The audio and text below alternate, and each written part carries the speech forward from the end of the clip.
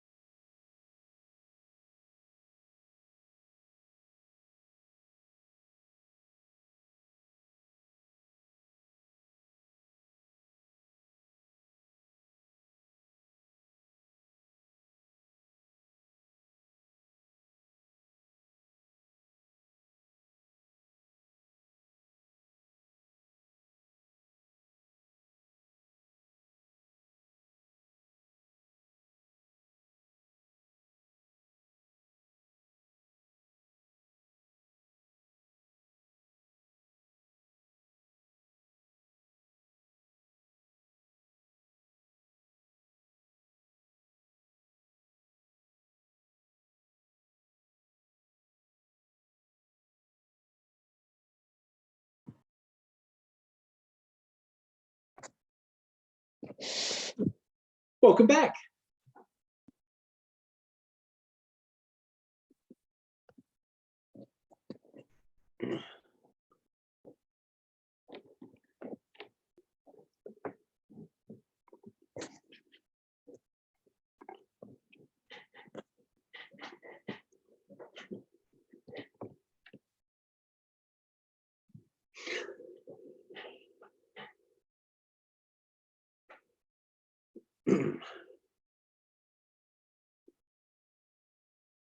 Welcome back. Welcome back. Hello. Can you hear me? Yeah. Yep. Beautiful. Okay. Here we all are. Another couple of minutes to go. David, when you're actually chairing the meetings, does the host have an ability with Zoom to actually view all of the people, or how does it work? On an iPad, I can see 9. I can't see the others. If I was on a PC, I can see many, many more, but I'm not. I've got my other machine here with the agenda on it, and I've got my phone as backup, and I've got the draft minutes out and my notes on paper. So I'm working off 4 interfaces. Gosh, I wondered about like the host, because I wondered how you can see who's moving and seconding things if you're looking at all the, if you can't see all the screens, but you did a good job the other night. Yeah. Welcome, Alan. If you're not happy that I haven't heard you, please speak up, because I can't see everybody all at once. It is a little compromised, unfortunately. Chris Hannaford, can you perhaps go without video? Yeah. Just to give more real estate for the council. Sure. Thank you. I just want to make sure the chair can see everybody. And you have to be visible to be recorded as present? No, you'll be recorded as present because we can see that you're listening. But it's just in terms of that hand wave that we need. Okay. Can you hear me, David? Yes. Councillor Nguyen, I can hear you. Alan, you're muted, mate, just letting you know. Mark's is back. Alan, did I just hear Alan's muted? Say again. Did I just hear someone say Alan is muted? Muted. I heard former. We're live on YouTube. We should all be muted except the mayor, shouldn't we? Okay, welcome everybody to the council meeting for Tuesday, the 28th of April.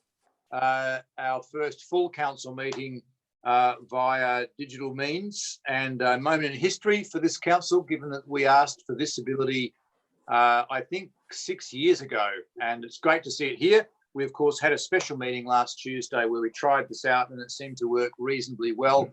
But just remind you that we are being televised. Well, we're on FaceTime Live and on YouTube Live, and we are here live so the public can dial in and see us. Just to remind you of that. It is being recorded as per normal, to remind you of that. And also, because of the format, as I mentioned before, if I don't hear from you properly in terms of moving or seconding, or I take a little time to see all of your hands when you vote for something, please forgive me. It's just a factor of the new formatting. So we'll carry on. I'll now acknowledge. Sorry, my apologies, Mayor. Before you move on, governance says we've got to see everybody here. We're missing the Deputy Mayor at the moment. So he will be noted as not being present. Are you there, Deputy Mayor? He did say he was travelling home, so I imagine he's going to be with us very shortly. Okay, well, we've got quorum. I'll leave it with you. Thank you. Sorry to cut in. Do you want us unmuted or muted? Muted but visible. So Okay, if elected members can be muted but visible, that would be great. Thank you. Muted? Yeah. All right. Yep. So if you want to speak, if you're on mute and you want to speak, please wave your hand so I can see you. Otherwise, go off mute just before you want to speak and speak up. All right. Now, sorry, just bear with me. Acknowledge the Kaurna people as traditional custodians of the land. The City of Prospect acknowledges that we're on the traditional country of the Kaurna people of the Adelaide Plains region, and we pay our respects to elders past and present. We recognise and respect their cultural heritage, beliefs and relationships with the land, and we acknowledge that they are of continuing importance to the Kaurna people living today. Now read you the Council Pledge. We seek wisdom and understanding as we face the duties of our united task, praying for the peace and prosperity of our city. Thank you, elected members. You can remain seated.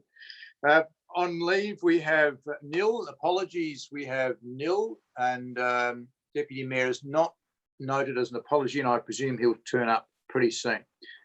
Conflicts of interest, members. Does anybody wish to declare a conflict of interest on any matter tonight? Councillor De Backer.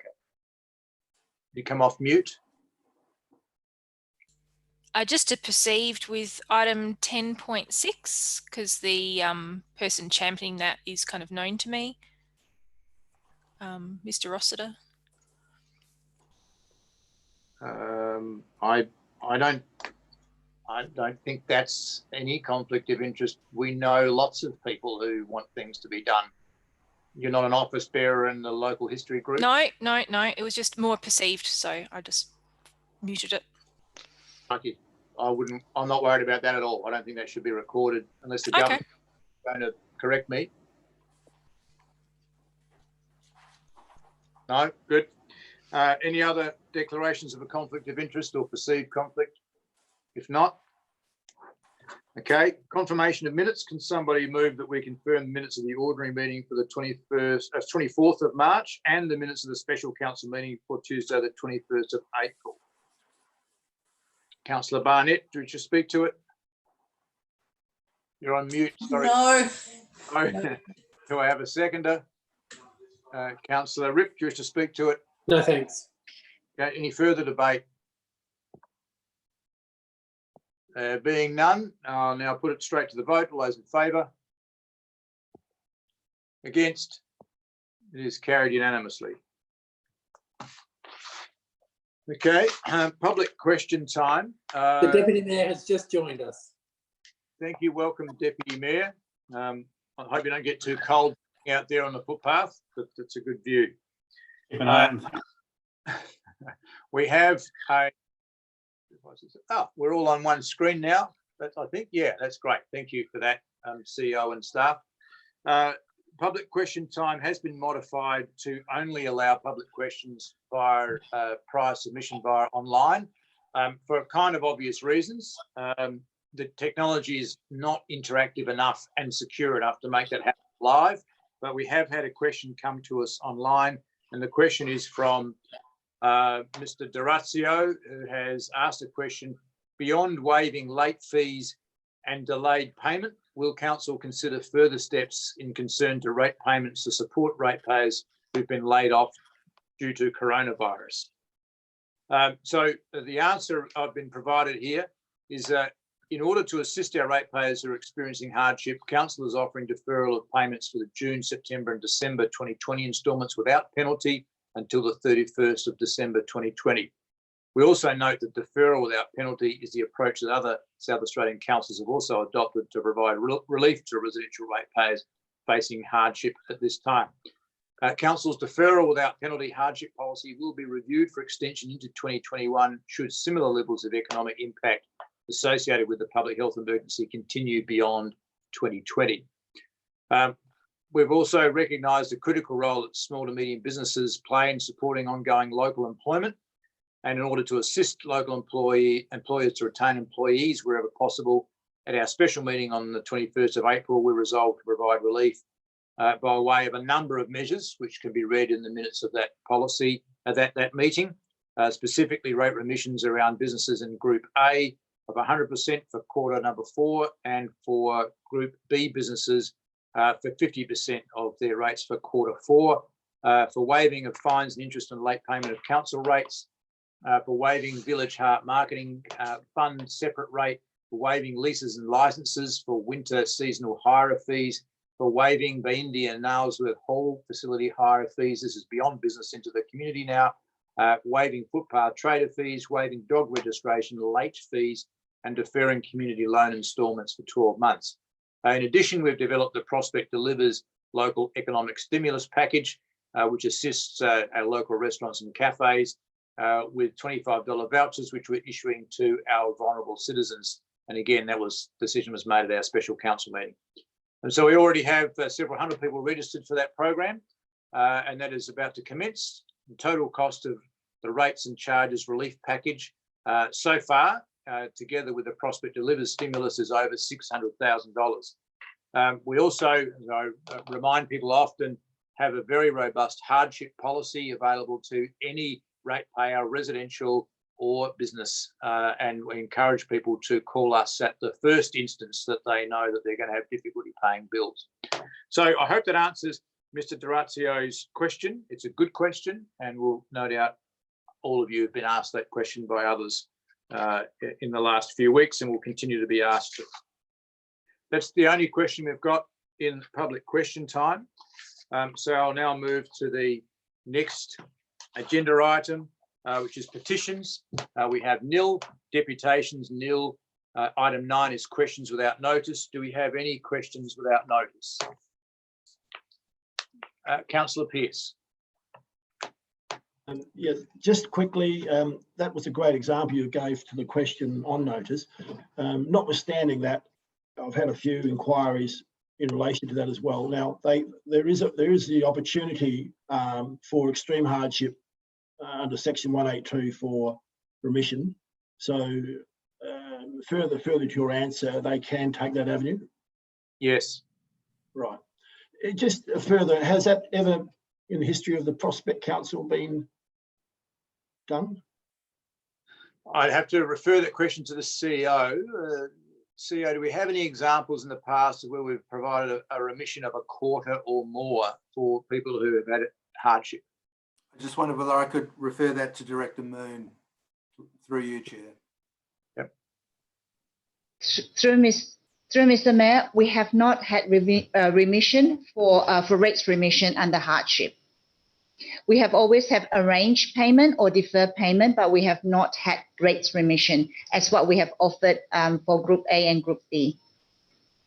Thank you. So further answer to your question, Councillor Pearce, the package we've just put together is historic for this city, as far as we're aware.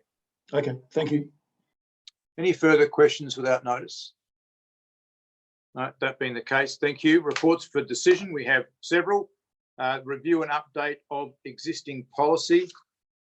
Just to note that we have the policies were included twice in the agenda papers. You would have noticed they are exact duplicates of each other, so don't be stressed about comparing one version with another version. It's just an upload twice, unfortunately. So I just thought I'd clarify that. Do we have somebody who wishes to move it in its current form? Recommendations on page 3. Councillor De Backer, did you wish to speak to it?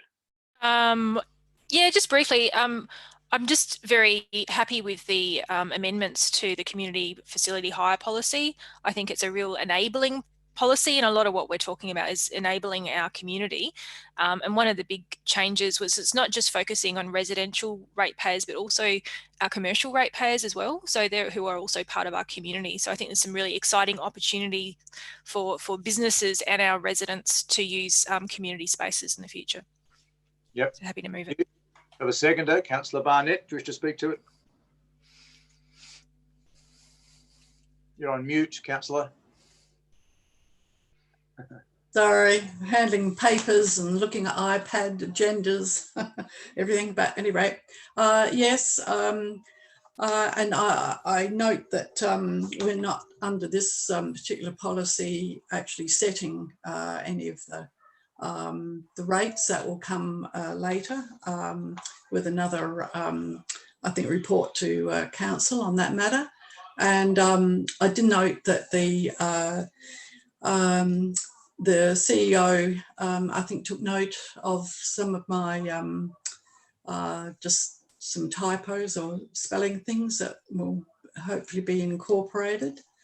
And also under the community street event policy, I just thought that if we could just have that additional attachment 15, page 44, application of the policy with the wording, recognising that street parties are a great way to meet neighbours and build community spirit, because I thought, you know, that really perhaps needed a bit more emphasis than what was there. So I don't know if that's just incorporated into the what we have there in the wording. CEO, can you give us an update on what's happened to Councillor Barnett's feedback? Yeah, thank you, Chair, and through you, Councillor Barnett, thank you so much for picking up some very annoying spelling mistakes. There is some background to that.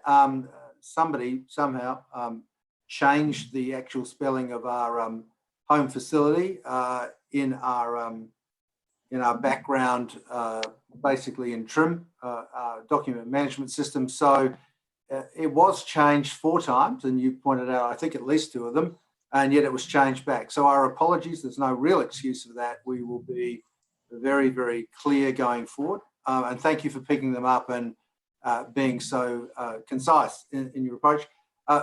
Really, it's now, through you, Chair, over to the council members. Certainly what Councillor Barnett has added in, I think, adds to the spirit of the policy, but administration can't make that call. I think it's got to go back to elected members. Happy. Thank you. Just wanted to know that suggested wording hadn't changed this document, or that was up to us. Thank you. So, Councillor Barnett, could you just take us back to what that wording was? Yes. So it was a community street event policy, attachment 15, page 44. And it was 6 application of the policy, 6 part 1. And it says, council invites local residents of Prospect to make an application to hold a community street events once a year to celebrate what is great about their neighbourhood and or street. And I'm suggesting that we could just add, instead of a full stop at the end of street, a comma, and add the wording, recognising that street parties are a great way to meet neighbours and build community spirit. Okay. So we'll take that as you speaking to the motion as of course unamended from being the seconder. But if somebody else wishes to move that by way of amendment, then the meeting can consider that. Is there anything else you'd like to say as seconder? It's just that I thought when, you know, and particularly I know with the Deputy Mayor being so enthusiastic about this, that I just think it was good to emphasise that that's one of the reasons why we think that having street parties, community street parties, you know, not only about celebrating what's great about our neighbourhood and our street, that's good, but just I think recognising that they're a great way to meet our neighbours and to build community spirit. I think, I'd be very happy if we could just embrace that. Thank you. Thanks. Any further speakers? Deputy Mayor. Yeah, I support the amendments, and just to pick up on what Councillor Barnett was talking about. Sorry, Deputy Mayor, there is no amendment. But Councillor Barnett, the seconder, she can't move an amendment, but you can move an amendment if you wish to. I know, I was just talking about it. Okay. Now, we are on a digital platform, but many procedures haven't changed, councillors. So there's some suggested wording. There's no amendment on the floor. You're now speaking to the motion, unless you want to move an amendment. No, I was just going to speak to the motion. Okay, far away. Great. I'll continue with what I was doing. So, yeah, just in support of the sentiment behind what Councillor Barnett was saying, not necessarily the amendment, we could potentially leverage what we've developed through the result of the COVID-19 scenario, where communities have come together a fair bit more, and push the concept of the street parties, and sort of leverage some of the benefit of people setting up little WhatsApp groups and those kind of things like that. And it'd be great if we can tie the gradual release of restrictions toward the end of the year, I suppose, with really encouraging people to get out and celebrate en masse through setting up street parties. So the easier this process is for people to navigate their way through, the better. And it'd be great if through our comms team, we could make sure we're pushing this strongly and try to get better uptake than what we have in the past number of years. Yep, thank you. Any further speakers? Councillor Nguyen. Yep. Just in regards to the community street event policy, I have a question. How popular are these events? Have there been occasions where councils have had to decline applications due to exceeding the maximum number? The reason why I say that is because I noticed that if there's a budget constraint and we have more than 5 applicants, just given COVID time, like this is something we're encouraging. So if we have more than 5 applicants, are we going to decline those applicants? I'm not aware of any history of there being any decline. I'll just ask the CEO if we can confirm that. Just thank you, through you, Chair, to the Director, Nathan. Yeah, thanks for the question, and through you, Mayor. We talked about this as a potential problem when we initially set up this grant program, and we talked about it as being a potential nice problem to have. That being said, we've never had that as a problem in terms of it being oversubscribed. What would we do if we received 4, 5, 6 applications? I would suggest that we would probably take those because we think it's a good move, and we would look to do a budget variation for the minor amount to cover the operating costs for the road closure. Thank you. Just to clarify, you have delegated authority to be able to exceed that budget because of any minor amounts. Is that what you're saying? Yes, through you. That's certainly my position on it. Yep, I agree. It would be a great problem to have. Councillor Nguyen, does that answer your question? Anything further? That's it. Thank you. Yeah, Councillor Rip. When Councillor Barnett was speaking, sorry, it was coming through. I was getting intermittent, sort of line dropping in and out. So I just wanted to know what number when Councillor Barnett was speaking, what number she was looking to amend with that. 6.1 on page 44, and not to change what's in 6.1, but to add on to the end of what's there at 6.1. All right, just give me a sec. Page 44. Yeah, I'm just flicking to it. I'm sorry about this. Trying to operate on the phone, it's like multiple devices isn't fun. 6.1, yep, and that was just adding on, recognising that the street party, or what was the official wording, because it was coming through quite clear. I'll be happy to support it. recognising that street parties are a great way to meet neighbours and build community. Yeah, well, I'm happy to move and Build community spirit. I'm happy to move that amendment. Okay, thank you. Do you wish to speak any further to it? No. Okay. As per normal convention, I'll now seek leave of the mover and seconder. Councillor Harris, do you have a question? You're on mute. You're still on. There we go. I didn't know you had a second. I was just seconding it. Before I get a seconder, we'll put it on the floor formally and we have to debate it. So what I normally do is, after I've got a mover, go back to the original mover and seconder and see if they want to incorporate. So just no need to get upset. I'll just go. Happy to incorporate. Happy to incorporate. Councillor Barnett's happy to incorporate. That's a yes and a yes. I now seek leave of the meeting. Show of hands, all those happy to incorporate that change. The change is thus incorporated, becomes part of the motion. Thank you, Councillor Ripp. Is there anything you wish to say further to that? No? Okay. Any further speakers to this item? No, that being the case, back to you, Councillor De Backer. Do you wish to sum up? Yeah, just briefly, I think thank you for the contributions from the councillors and Deputy Mayor. I think we appreciate that, especially at this time, our neighbours are really important, and some of these policies enable our communities to do great things. I'd encourage you all to support the motion, and thank you for bringing us these two policies together. I think it's a really efficient way of using council time. So thank you, administration, as well. Well put. That ends debate. All those in favour? Against? So just do it again. All those in favour? Against? It's carried unanimously. Thank you.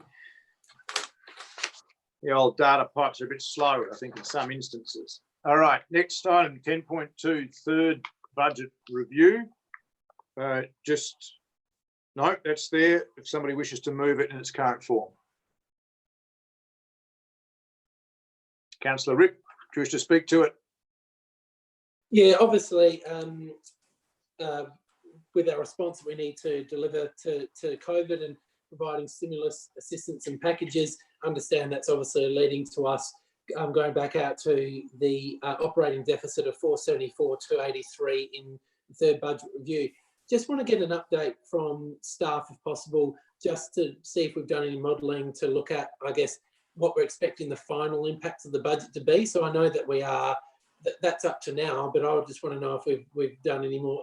Is that likely to blow out even further? CEO.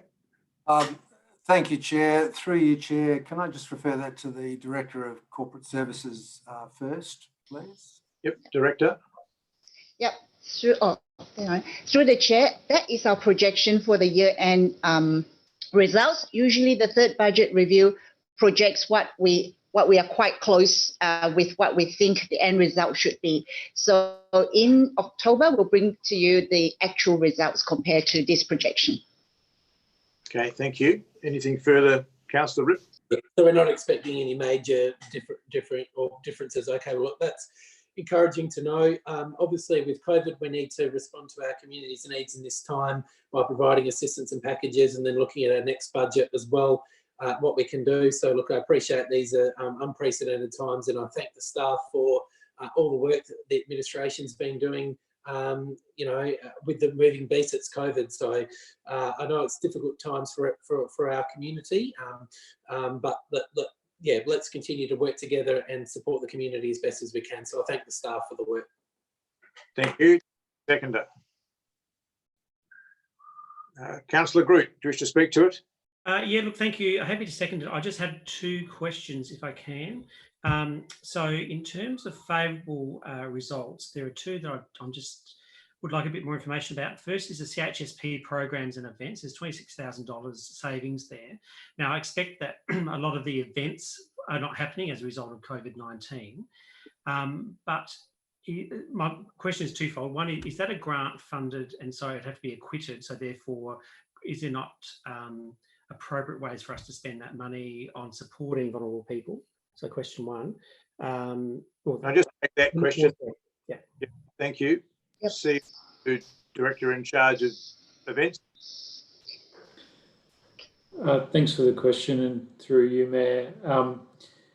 Yes, it is a grant program.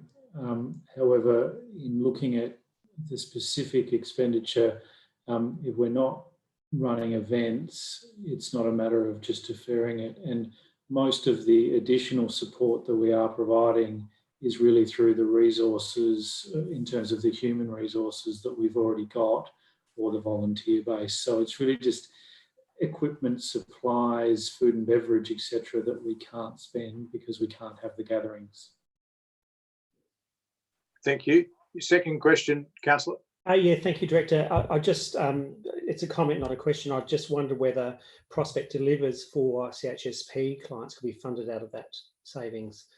That's, I'm not asking as a question, I'm just making that as saying that as a comment. The second one relates to the staff culture survey, $13,000. Is there a reason why they're not going ahead with that this year? CEO.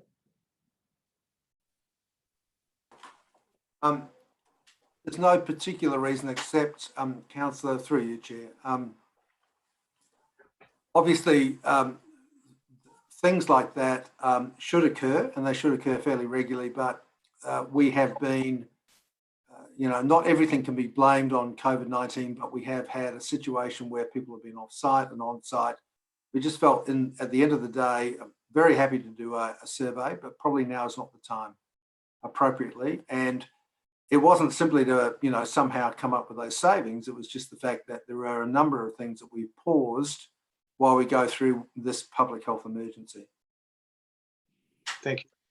Back to you, Councillor Groot, if you have anything further. No, that's all. Thank you. Okay, thank you. Further debate, Councillor Barnett. Yes, just I think it's germane to this discussion.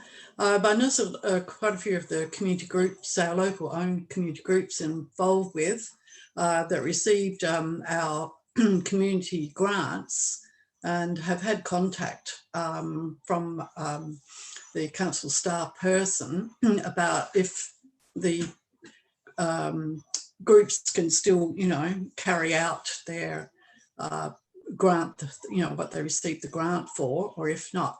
But just through the mayor to one of our staff, is it likely that we're going to have money, in a sense, left over from unspent community grants this year? And if so, has there been any thought about that money? CEO to... through you, Chair, to the Director of Community.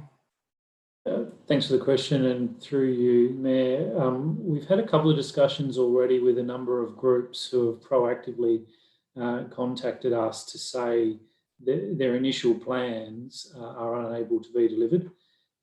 So what I've suggested to them, and this is what we'll then carry on with all the groups, I've suggested to them that they write to me outlining why they can't deliver and proposing an alternative, and then I'll look at those against the guidelines and whether or not there's an easy way for me to allow a change, which I have to check whether I'm delegated to. But at the moment, what I'm suggesting is that they write to me, I'll gather that information so that I can look at whether an alternate program or expenditure can occur that would still meet the guidelines.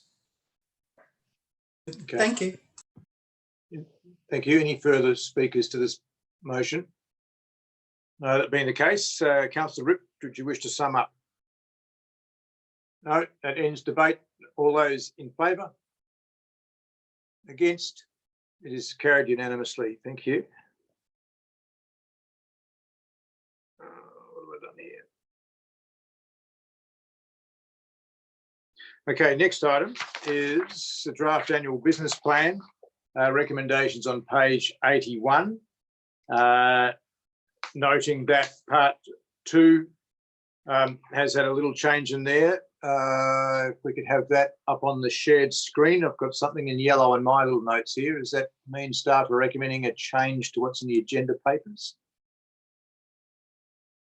Thanks. Minute Secretary. Yes, there you can see part 2. The words for community consultation, subject to minor administrative amendments. So obviously, if there's a spelling mistake, that'll be corrected post this decision. And also for you to note that the Mayor's forward was approved but didn't make it into the agenda papers, and that is that's been sent to you all by separate email. Just hands up if you've received that. I had a look at it. Okay, does anybody wish to see it on the screen now? It's okay, Jazz, if you could share that. It's pretty short. And I note that it will change when we hear back from the community during the consultation process, but we'll get it up on a shared screen. Hopefully. Jazz?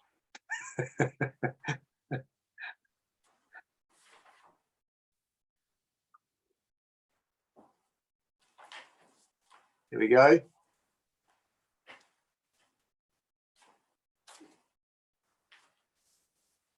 I'll just let you have a read through that.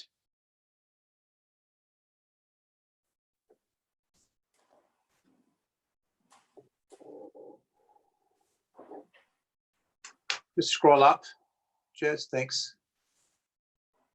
Bit more. Yep.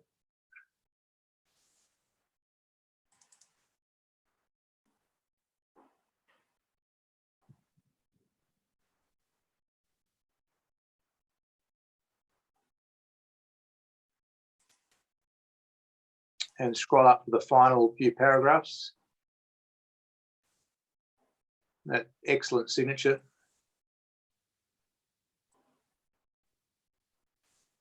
Conserving ink. Okay, so that is destined for the draft document. Just wanted to make sure you're aware of that, because that was an omission from what was published, and I'm not quite sure why it was so late, but never mind, there you have it. So somebody wish to move it in its current form, noting that Mayor's report will be, that Mayor's forward will be included. Deputy Mayor, do you just speak to it? I'm happy to move it to get it on the table. I'm looking forward to the discussion. A couple of points I'd like to add is around the public consultation, first of all, and second of all, around the communication of whatever we end up approving when we get through the consultation process, and this is adopted, or whatever is adopted. So given that some of the ways that we normally carry out public consultation won't be available, it'd be great for the team to put their minds to ways that we can still ensure that that happens. And some of the groups that we typically reach out to, especially the school groups, for example, may have been focusing on different things for a while.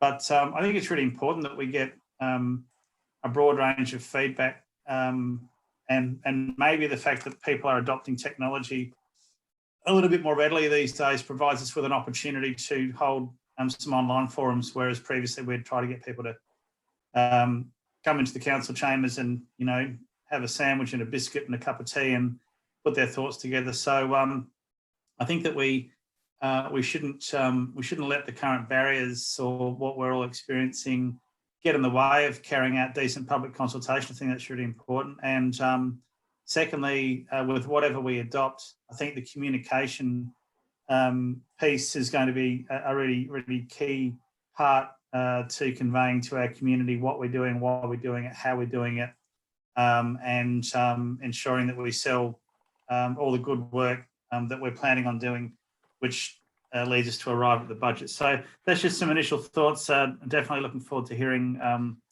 thoughts from around normally I'd say around the table, but I guess I could say around the suburbs and hills of Adelaide. Okay, thank you. Do I have a seconder? Councillor Groot, do you wish to speak to it? You're on mute. Do you wish to speak to it at all? Sorry, I was just trying to get off mute. Yes, look, I just want to pick up the same point really that the Deputy Mayor did in terms of community consultation. And it's probably a conversation we have every year around this time when we look at the business plan, is to think about how we can engage more people, I guess, in that civic conversation about the business plan and where we want to spend the money. Can I just encourage staff to do exactly what the Deputy Mayor suggested? There's this greater awareness and use of technology at the moment. I think most businesses, most people are using it very differently to what they have in the past. Let's do one of these and invite people. And when it's a cold winter's night and they don't want to come out to a town hall type meeting, they might say, yeah, I'm happy to get onto Zoom for 20 minutes and give my 10 cents worth. So I think there's ways of doing it other than just the statutory ways of, adding the paper. People can go to the website for that, a form. Let's try and be creative and I guess capitalise on where we are right now with COVID-19 and the use of technology and try a little bit differently in that space. I think the school consultation work has always been really, really useful, very insightful for us as a council, what our young people, what our next generation of people sitting around the virtual table are going to be talking about as councillors in this council in the future. Again, we've got 85% of young people back in schools this week. That number's only going to continue to increase, I suspect, from next week. So schools will be back at close to full capacity. I'm not speaking for them, of course, but I think there's great opportunity for us to still go to schools, get them involved in this conversation. Let's hear what they have to say as well. I just hate for us to, I'd hate history to reflect that this was the year we didn't really do much because of COVID, when I think we've actually got great opportunity because of COVID. And I just encourage us to think about that. Yep. Thank you. Do you have any further speakers to the motion? Councillor Barnett?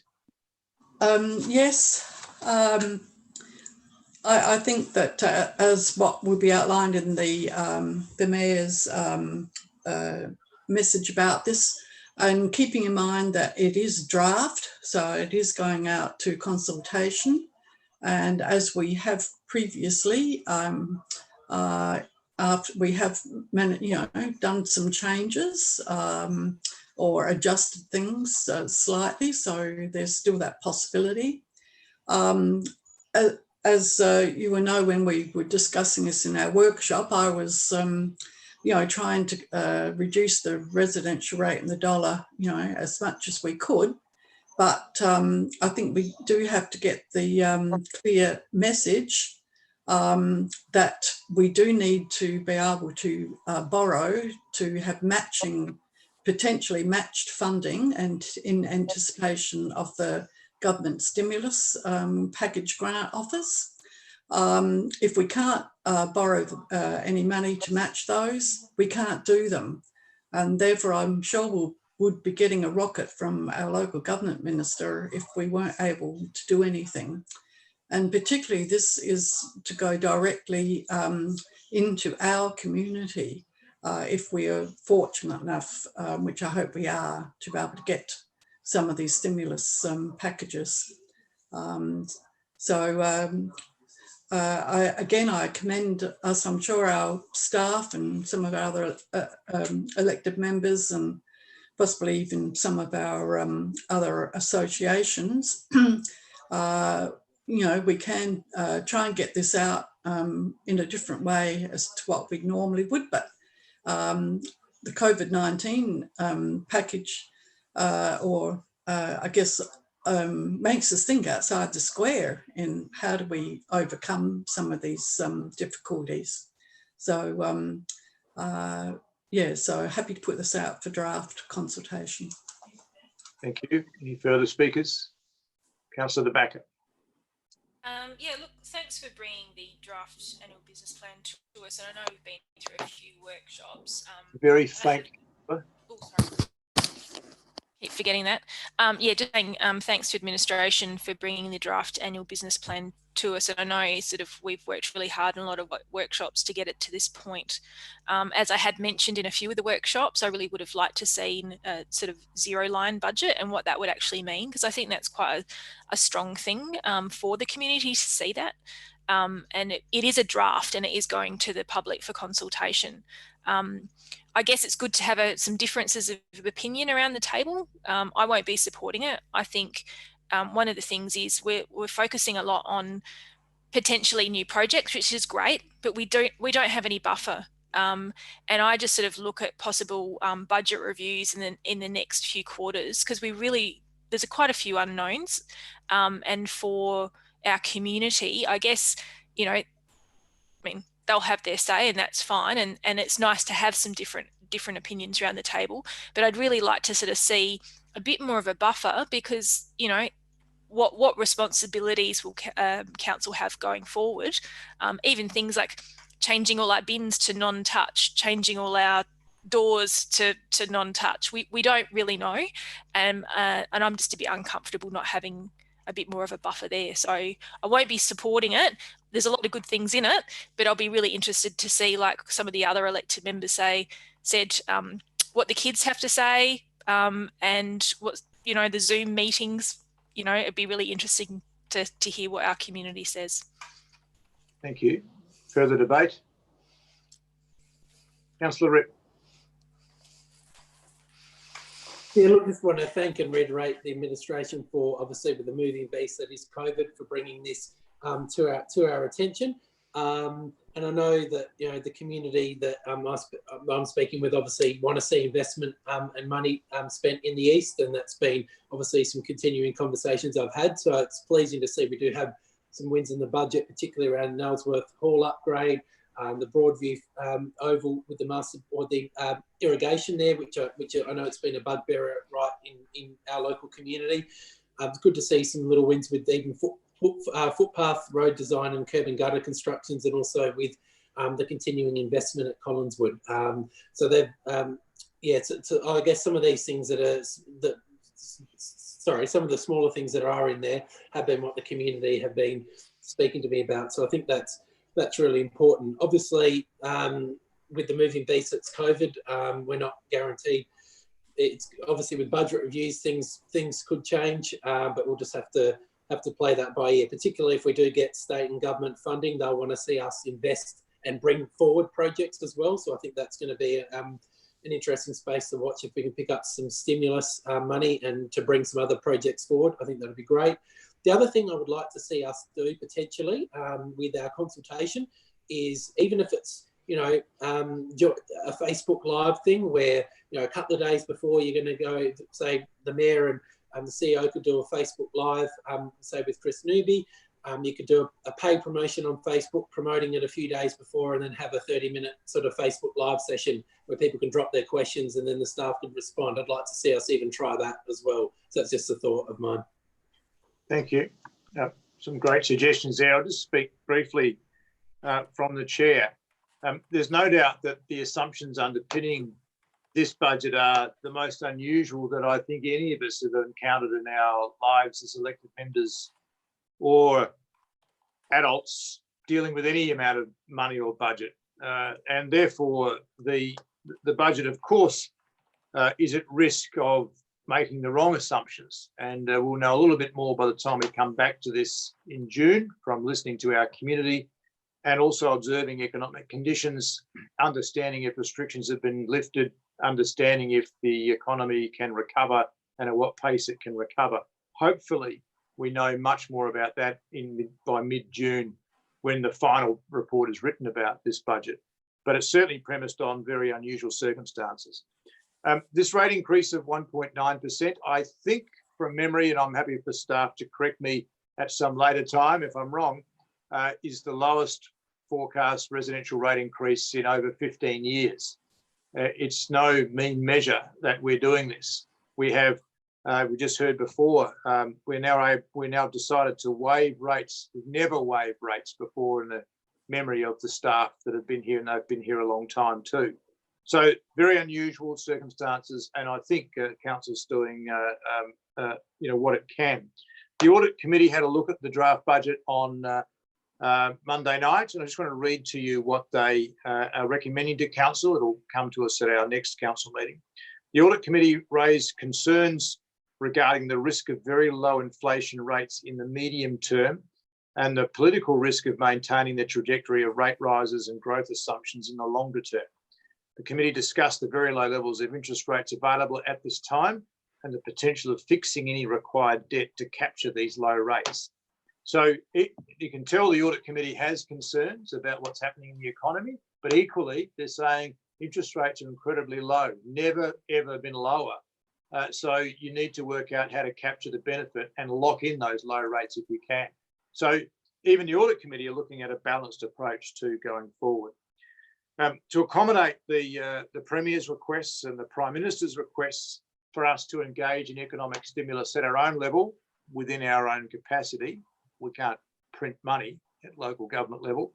The staff have worked hard to free up $351,000 from the fleet replacement budget line to create headroom for matching funding for grants should they arise. I think it's really important we've got that headroom in our budget.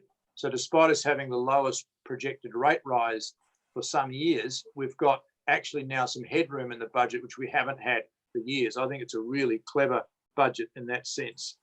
I think the consultation is really important. We had a discussion this afternoon about how that's going to be done. I think the staff need to clarify that with us. There's some great suggestions from elected members here, and I really want to make sure that we get back into that school cycle, as Councillor Groot put so well.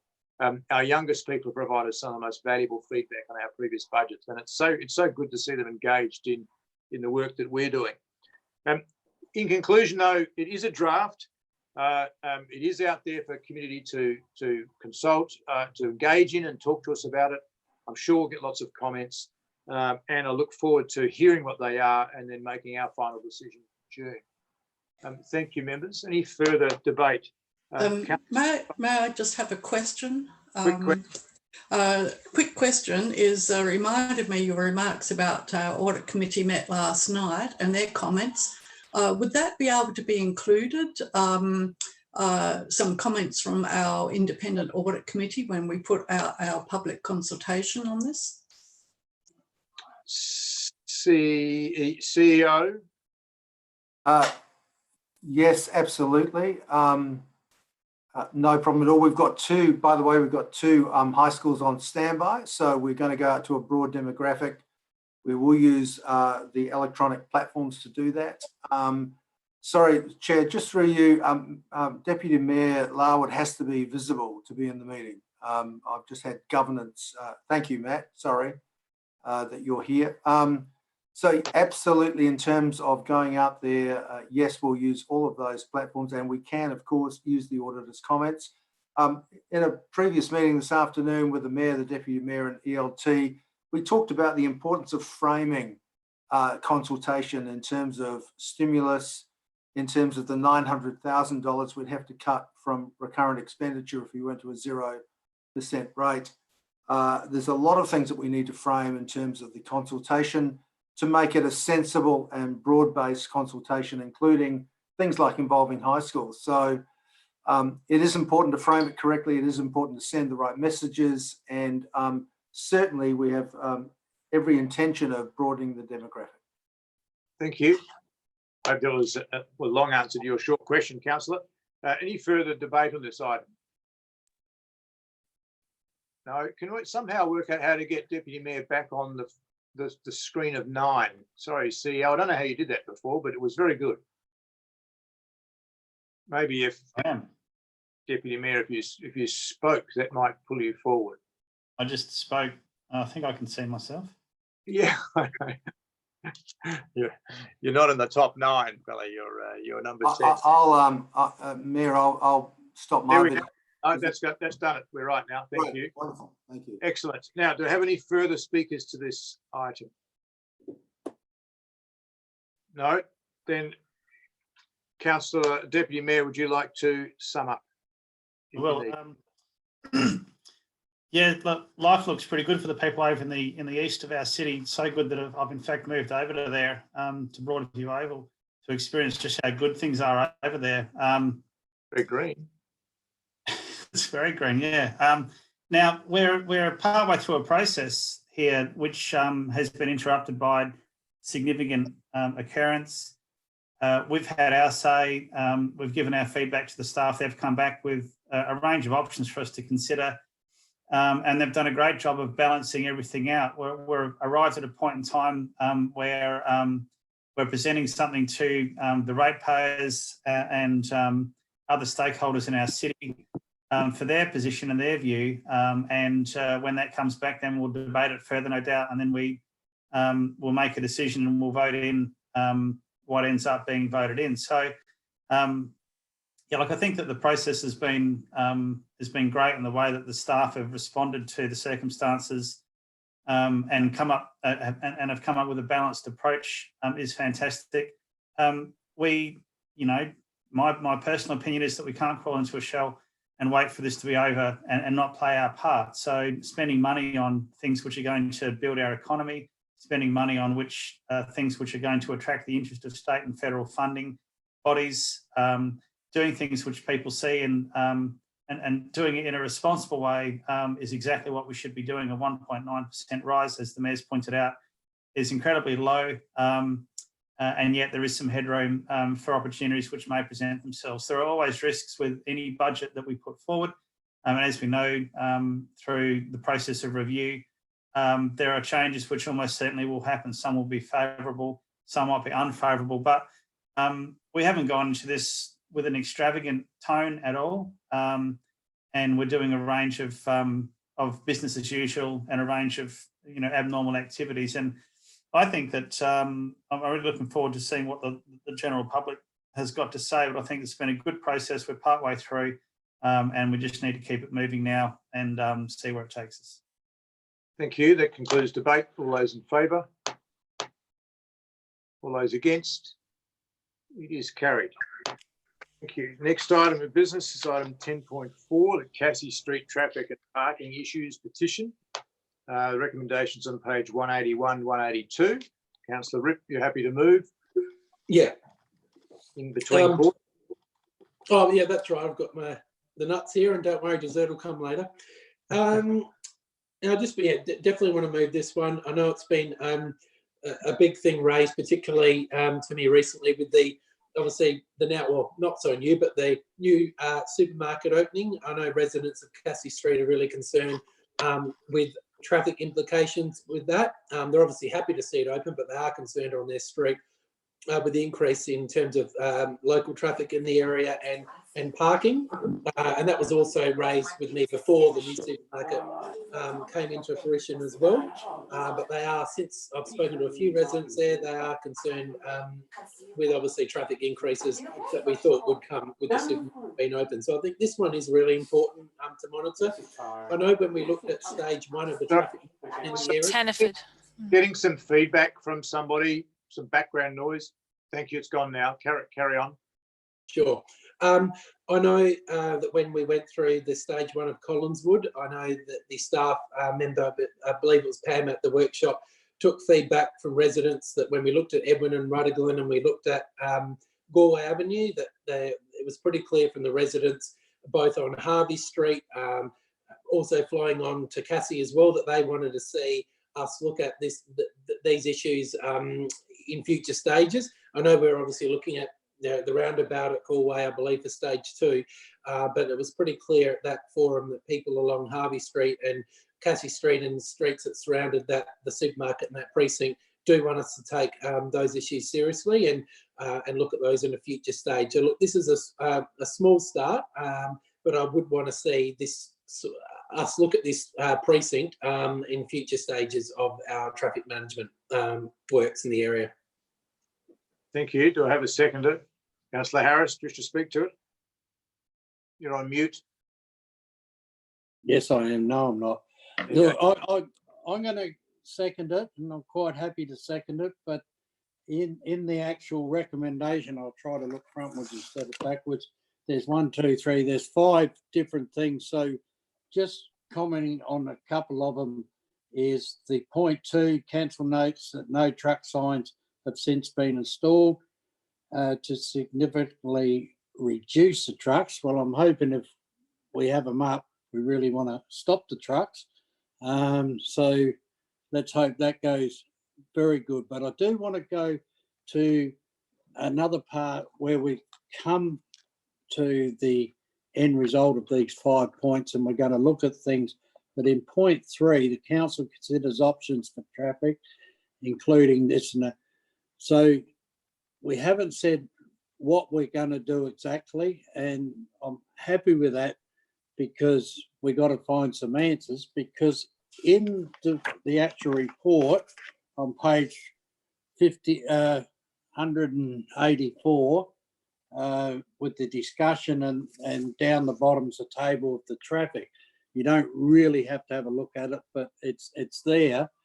My concern this was roughly done in June, 12th of June to the 18th of June. Well, the new Drake store wasn't up and running. In fact, there was nothing there. It was all closed down. And so in that period, it was a very minimal traffic concerning the shopping centre. So I would feel that the vehicles, once the shopping centre was there, was more. So just taking in mind when we took that, and particularly in that one section where it talks about it, that now there is a shopping centre there that's opened up, that now draws more vehicles up to it. And please don't take another test right now, because with the virus, the shopping area is down as opposed to up. But to use that thing, and I appreciate people that do it, I think could be done to really show those vehicles now, well, say another couple of months when there's normal sort of traffic there. So that's the only reason. The reason I pointed out that, not to put it down, but to point out that I don't think that is the current situation, or the situation once the shopping centre's there. So when we do look at changes and things that happen to it, we try and find some other ideas. But the report's here, the things are in, so I'm happy to second it. And I'm going to nut myself or something. Do I have any further speakers? Councillor Barnett. Yes, I know this is knowing some of the residents along there, been a growing concern, and because it's all the undocumented near misses, I'm just wondering whether some of the residents could be invited to keep a log of issues, so that we can see a bit more across the range and across the time. It's similar to what we do with, trying to pinpoint dog barking noises. If you can document a bit more of what's happening over a length of time, you get a bit more idea, or, our council officers get a bit more of an idea of what's happening, instead of it just necessarily being sort of anecdotal. And I pick up the point that was made. It was only, the traffic count's only done over during 1 week, and who knows what happened in that 1 week.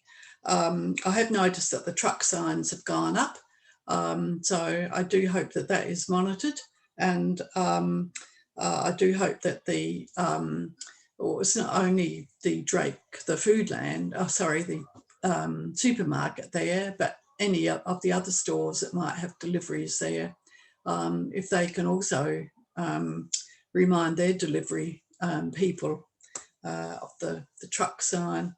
So I think it's, as we can see, it's not just, completely closed off now. It's going to be monitored, so I hope that will happen. Thanks. Thank you. Any further debate? Deputy Mayor. Yeah, look, there's some interesting stuff in this report and in the motion, and I'm inclined to almost suggest that we take it in parts. We've got no problems with part 1, part 2 and part 5. Part 3 and 4, to a degree, looks like it's committing us to some sort of ongoing dialogue that I'm not really aware that we have in any other circumstances around the city. Given that the traffic data is presented in table 1 doesn't present a significant issue. We all know that Cassie Street's a thin street, and there are quite a lot of other thin streets in the city of Prospect which suffer from, similar kind of reports of broken mirrors and those kind of things like that. But I'm just trying to join together the dots that says that the data presents a situation which is not abnormal. We've taken some actions, but we're still going to take more action. And it potentially opens us up for, anyone who lives in a street where there's an increase in traffic to call for a report and then call for ongoing investigations and reports and monitoring. And if we find that situation blossoming around the city, then we're potentially creating a bit of a rod for ourselves. So yeah, I'm just in two minds about whether I can support all aspects of this motion. Thank you. Further debate? Councillor Pearce. I'd just like to agree with what the Deputy Mayor just said. It's simple as that.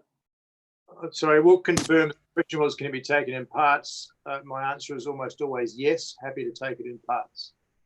And just speaking from the chair, I am yet to be convinced of the benefits of part 3. I'm hoping someone else can. Councillor Harris had a good go letting me know that the survey was done at a period when the new Drake's supermarket wasn't open. I get that, but in any other street, we would say, thank you for writing to us. You are well under the range attributable to an average suburban street. Therefore, there'll be no intervention. You're well below the speed limit for an average suburban street. Therefore, there'll be no intervention. And by the way, we put up some no truck signs, which is more than we'd do for anybody else. So unless there's some new data shown to me, I'm not convinced that we shouldn't be saying thank you for writing to us, but we'll do no more. Now, we are doing work in the precinct. I get that, and that will encourage people to come and use the shops. I get that. So maybe there's an argument to say we should check this in a year's time or something when conditions are fairly normal. But I kind of agree with the Deputy Mayor. I'm a bit worried that we set a premise here that if you write to us and know a few of us, we'll start making interventions in streets where traffic is less than 1,000 vehicles a day. If that's the case, we'd be spending money in probably 130 of our 200 streets. And there's no way we can afford to do that. So at some stage, I'm sorry, at some stage you need to say to people, we love you, you're part of us, but our policy says no if your street is considered safe. And I know plenty of streets with more cars and higher speeds than this street. So if someone wants to convince me otherwise, I'm struggling. I agree with parts 3. Maybe part 4 might get up, but that's where I'm at. Thank you. Any further speakers? Councillor De Backer. Look, I have probably similar sentiments. And this is, I mean, obviously, as all elected members, we do tend to get contacted a lot by different residents across the whole of the city in regards to parking and traffic. And a lot of this actually comes from changes to planning policy. We've got greater density, we've got more people using our streets. And it is one of these wicked problems, unfortunately.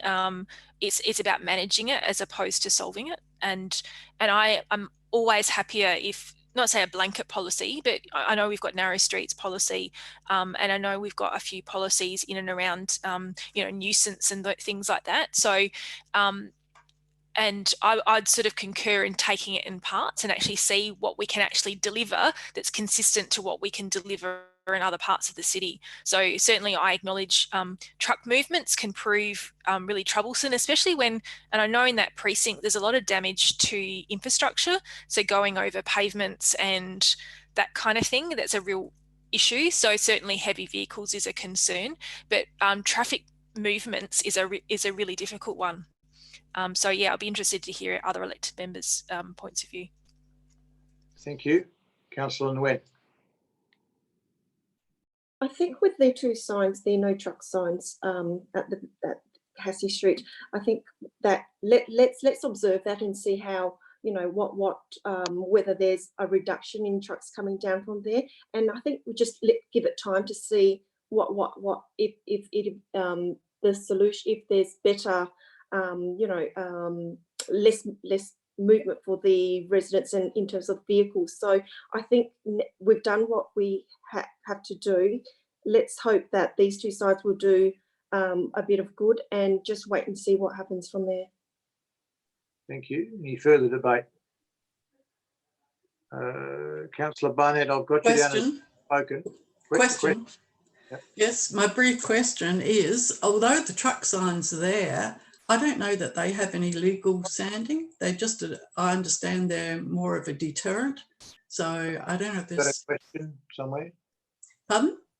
Have you got a question somewhere? I did ask the question. I asked the question, do the signs have any legal standing Oh, I thought you were other making, than just an advisory capacity? Sorry. I think you put that as a statement, but I will ask that as a question now. You put it differently. Well, I Theo, did I have inflect some- the voice. Through you, Chair, thank you. Can I just refer that to the Director of Infrastructure? Thank you, Director. The Chair, yes, they're advisory signs only. Often most of the public adhere to those signs, but they are advisory signs only. Thank you. Deputy Mayor, you're in danger of disappearing like a gopher to the golf course or wherever you are on the oval there. So if you could just sit up a little bit, I need to be able to see you to note your attendance. Councillor Groot. Thank you, Mayor. I just had one brief question. I would agree with the last couple of speakers.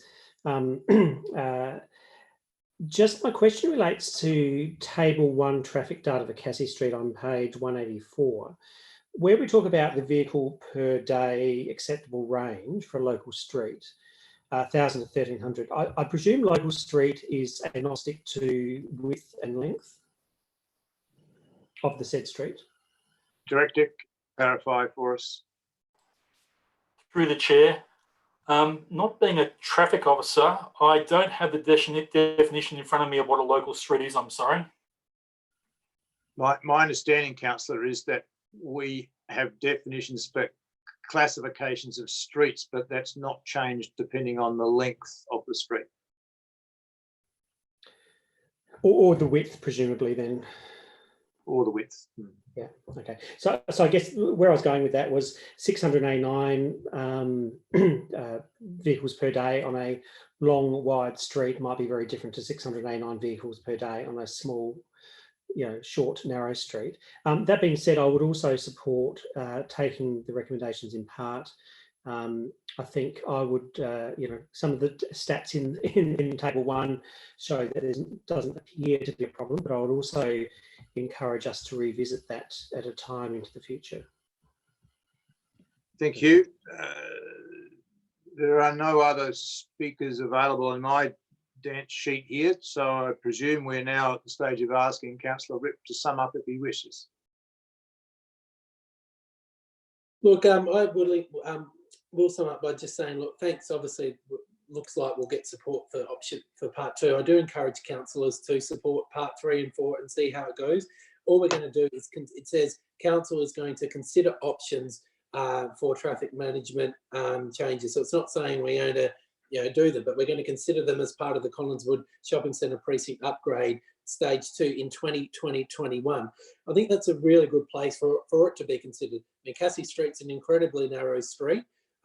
These issues were brought to obviously our attention before the supermarket opened. I mean, the old supermarket was there. We knew there were traffic problems on Cassie Street when the supermarket wasn't around, a bit less, but now, according to the feedback I've received, it's picked up there quite considerably for traffic and parking issues.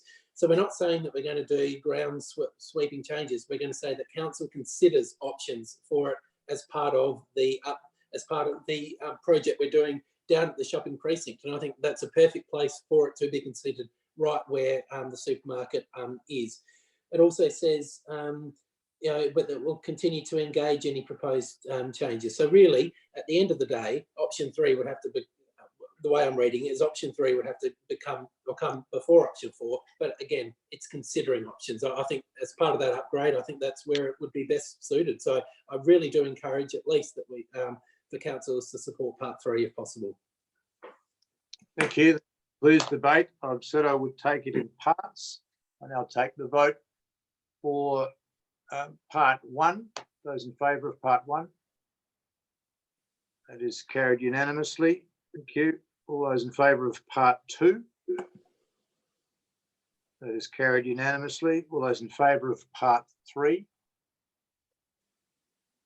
1, 2, 3, 4. All those against part 3. 3, 4, 5. That is lost. Call a division, please. On part 3, Yeah. well, normally we ask people to stand who are in the negative. I'm going to lose sight of you if that happens. So I'll just take the negative first. All those voting against, please register your vote again. All those against part 3, hold your hands up. 1, 2, 3, 4, and 5. Are those names recorded, Minutes Secretary? Okay, thank you. And all those for? Yep, thank you. That means everybody's voted. It's still lost. All those in favour of part 4?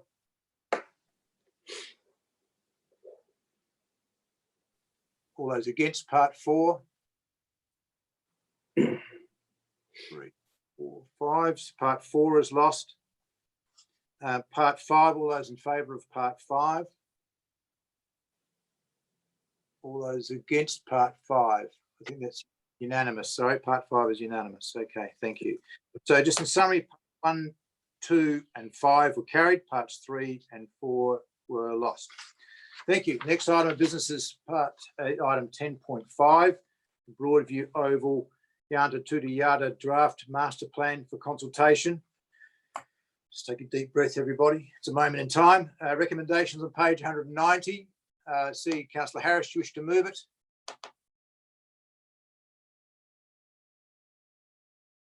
Yes. Thank you. I've Thank you. Got to find it. 190. What'd you say? 190. Page 190. Yeah, I pulled my thing out, the pen, and lost the spot.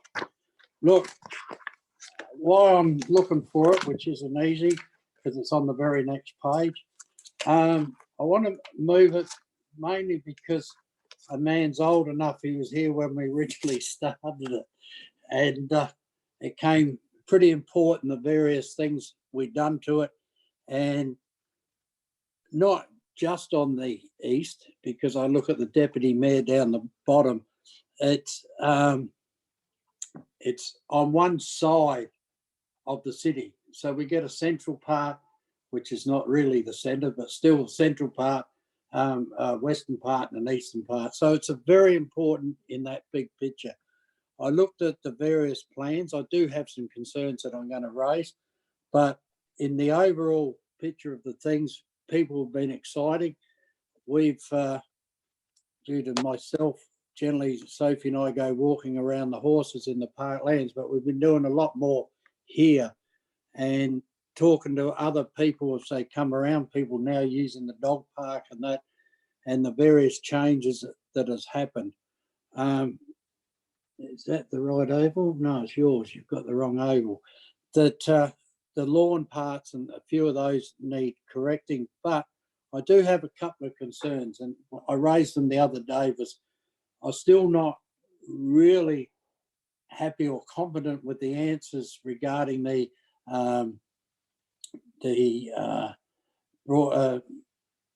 Broadview and the Colin Grove Tennis Club in this sharing attitude. Looks good on paper, but I'm still not 100% sure of my feelings in there. And this is as late as discussion at Fish and Chip Night Sunday. So that has a concern to me. The other sort of concern is on the other side, and we've all looked at the map, and St. Philip's, where the currently three tennis courts there now. But the end result of this plan would be that there's 2, and then the half court and all those various sports that go with it would be almost next to the oval. So you'll see that in blue.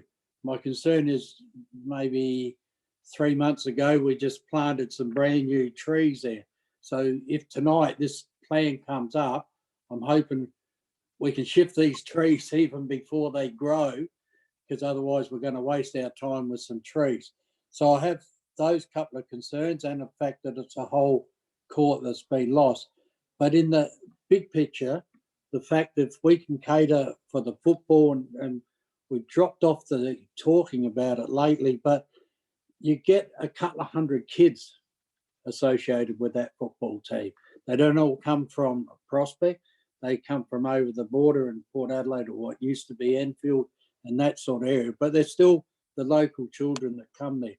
So with the oval as it is, with the improvements. Hopefully, I'm not sure if they got through in this plan, but the oval to be repaired and fixed on the hill. We're still now most probably only second place around that you can park a car at a football match. So that improvement on the oval on the both sides, the new club rooms for the football, the setup over with the tennis, the bowling club, even with the synthetic court, I'm hoping people will put it out. The last thing I want to say, and I might say it at the end again as well, is when we're talking to people, when we're suggesting this, when it comes up, and hopefully to be ready to get some of the promises of Morrison and other people, maybe. 1 minute if you need it, Councillor. I don't think I will. The important thing is we don't tell people, here's a 12 million, 10 million, $15 million project. We're going to fix it for you tomorrow morning. You know, that was the big mistake of all of us, because I was part of the council, mistake that we as a group gave the impression that as soon as people said yes, it was all going to be done. And I copped that on the chin, even though I was in another country. So unless I got to say something at the end, I'm hoping people support this and we build that area up for the sake of the community. Thank you. Thank you. Do I have a seconder? Councillor Ripp, just to speak to it. Yeah, thank you. And I think Alan's, Councillor Harris, made a really good point there at the end, that if we are to push this for state and federal funding, communication is really going to be key in telling that story to the community and being really clear with the community that if we have the 10, 12, $14 million master plan, it's only going to see it's come to full fruition if state and federal money, we can attract some state and federal investment. Otherwise, we'd have to look at different options for either not funding the full thing or funding it over the really, really long term. But I think that communication is going to be really key, and taking our community on that journey and story, it's going to be really, really important. It's a really important precinct. We've got multiple groups and users that use the space, as well as our regular community on a regular basis. So I believe that if we are to get state and if we are to be considered for state and federal money, we need to not just have a draft master plan. It has to be an endorsed master plan by council. I think I'm disappointed that it's taken this long to actually get it to this point. I'm happy with where it's at the moment, but I do want to suggest some clarification from the administration, if possible, that if we do move part 2, should part 3 be worded just with one word change, where it says the outcome of consultation on the endorsed master plan, because in part 2 it says that council endorsed the draft master plan. Well, part 3 should be that the outcome of community consultation on the endorsed master plan. Can I just get some clarification whether part 3 shouldn't be called draft? Should it be called endorsed if we move part 2? I'm going to respond from the chair and say the wording, in my view, is correct. It's Okay. the draft master plan, and we're looking for feedback on the draft master plan. It can only be endorsed once we get that feedback and endorse it as the master plan. So I think the wording's okay. All right. Okay. I just wanted to, whether it would be on the endorsed or on the endorsed draft master plans, I think it's important that the community know that the council is right behind it. So I wasn't sure on the wording, but I will leave my comments there. Okay, thank you. Councillor Barnett. Yes, we had a fairly good discussion on this at the workshop, and I'm pleased that most of our comments have been incorporated. It's as other speakers said, it's important that we actually, how long can you keep being a draft plan? We do need to get it out, get it discussed. There may be other items that change or are enhanced as part of the community discussion, and for us to endorse it, because then it makes it so much easier for us to be able to not only us as a council, as been mentioned, but other the major groups connected with there, for them to be able to get funding as well. I think that's important. I note that I think it's the football club are on a, assume they still are, saving up their hard-earned fundraising and other fees there because they're keen to be able to get an improved, not only as their club rooms, but also I believe the sentiment is that they want it to be more of a community centre as well. So I look forward to the results of the consultation. Thank you. Further debate? Deputy Mayor. Thank you. No, I'm going to be voting in favour of this and looking forward to moving this forward. Just a quick question or maybe a suggestion with regards to the consultation. Given that probably 60% of the people using this whole facility are kids, I'm interested to know if we're going to be only consulting with the management of the various groups or residents, or are we going to extend our consultation to the whole range of people who use the facility, because we might find some interesting things out from surveying kids. We've done that in the past and that's been very useful. I probably would say it's a bit embarrassing that the footy club have had to go out and without us even knowing it, go and start drawing up their own plans because they're kind of sick of waiting for this process and explaining what's going on to the members. So maybe that's a bit of a kick in the pants, so to speak, and we can all start moving this forward and end up with a great result. Thank you. Further debate? Councillor Nguyen. Yep, I will also be supporting this and I look forward to taking it out to the community for consultation. Totally agree with Deputy Mayor with regards to consulting with the younger people, with the children who actually use it, and finding creative ways of asking and engaging them, because their views could be so much different compared to management or their parents. So it'll be interesting to hear what they've got to say. The other thing that I want to also emphasise again with like Councillor Harris, once it does get through the communication, communicating it to the community in regards to that these will be done in stages. So it's not going to happen quickly overnight or within, but it will happen over time. I have one question with regards to the artificial turf. Is there a reason why we're putting synthetic grass? I mean, we don't encourage synthetic grass in nature strips or on verges. So I mean, I don't play ball, so I don't understand. But is there a reason why we're putting artificial grass on one of the lawns and not the other? Thank you, Director, CEO. Through the chair. If I can direct that to the Director, thank you. Thank you, through the chair. Councillor Nguyen, are you referring to the cricket practice nets in the bottom left corner? I'm referring to the bowls, what is it? Prospect Bowling Club, yes. Most bowling clubs around Australia are transferring from natural grass to artificial grass. It allows them to play during a bit greater range of weather. All bowling clubs in the Adelaide Hills now have transferred to artificial grass, so it allows the season to be played longer. Commence earlier in the season, finish later in the season. If been some rain, normally on grass you cannot play, but on artificial grass you can play.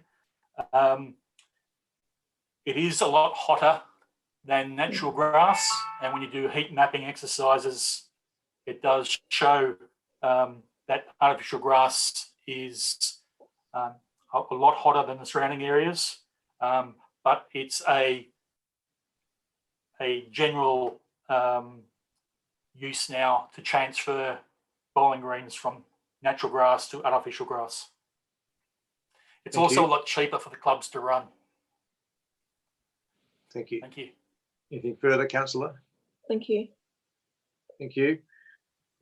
Just briefly from the chair, I'm really pleased to see this going out for public consultation. I think we always get great feedback from our community members, and they make us think hard about things that we may not have thought of at all. really like the idea of getting kids involved. We've won an award for consulting kids around playgrounds before, Memorial Gardens. It's now one of our most loved playgrounds. So I think getting right down into the toddler age, if we can, some of these questions is really good to do. And I think I go back to Councillor Barnett's question at the workshop around where should the toilets be. Be great to get some parents to comment on that. So specifically seek them out and ask them that question about what is a safe distance to walk or run to the toilet. I think it's a simple question, but I'm locking the wrong answer because we don't build public toilets very often. I think every 50 years or so. So let's not get it wrong. A couple of people spoke before about how there seemed to be some air of promise around the previous master plan. That's always mystified me as to where that's come from. We've got master plans for all sorts of things all across the city, and nowhere else have we had this same reaction that simply because we've designed a master plan that people think it's going to happen, and somehow we've failed if it doesn't happen. It didn't happen with Prospect Road. The Vine Street Plaza's on the master plan, not done. People haven't, held us to account. Northern Prospect Road's only just been done. People didn't put a gun to our heads about that. Churchill Road's been master planned, in theory, the whole length, but we're only just getting to stage 3 now. Prospect Oval's got a master plan on it, but no one's come back and held us to it. For some reason, Broadview Oval had this expectation built, and I can only suspect that it was previous elected members that tended to tell a story that wasn't quite correct. There's just some aberration around the perception of folk around Broadview Oval, not delivered by me as mayor, I can tell you that. So it's up to us as elected members to make sure that we're all singing from the same song sheet here, that we want to have a master plan that is the right one, so everyone's engaged, everyone knows what it's about. They can then, as Councillor Barnett pointed out, apply for their own grants because they've got security in knowing where things are going to happen. And I think that's a sensible way to go.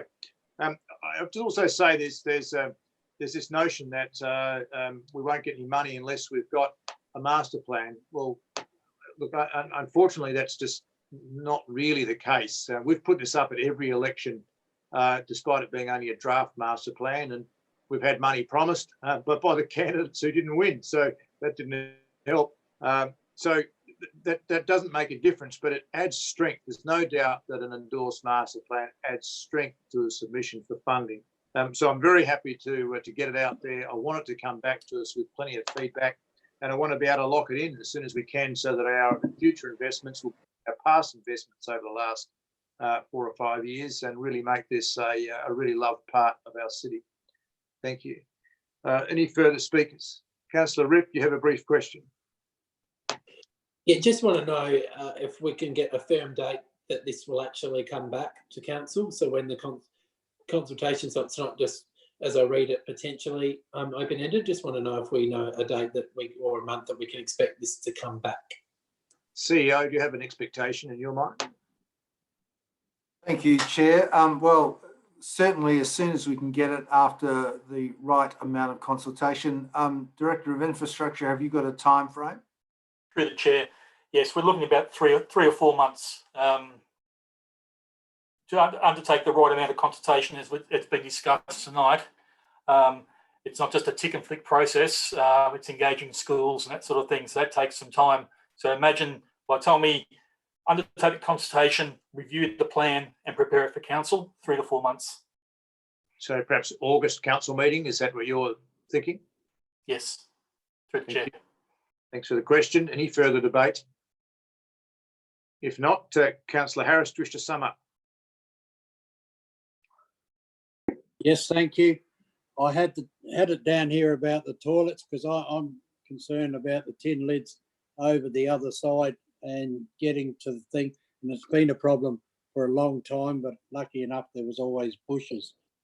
The grass question that was raised and talked about, I had that concern that, and I'm happy the director give that reply that you asked, because it made a little bit of difference in my head of it.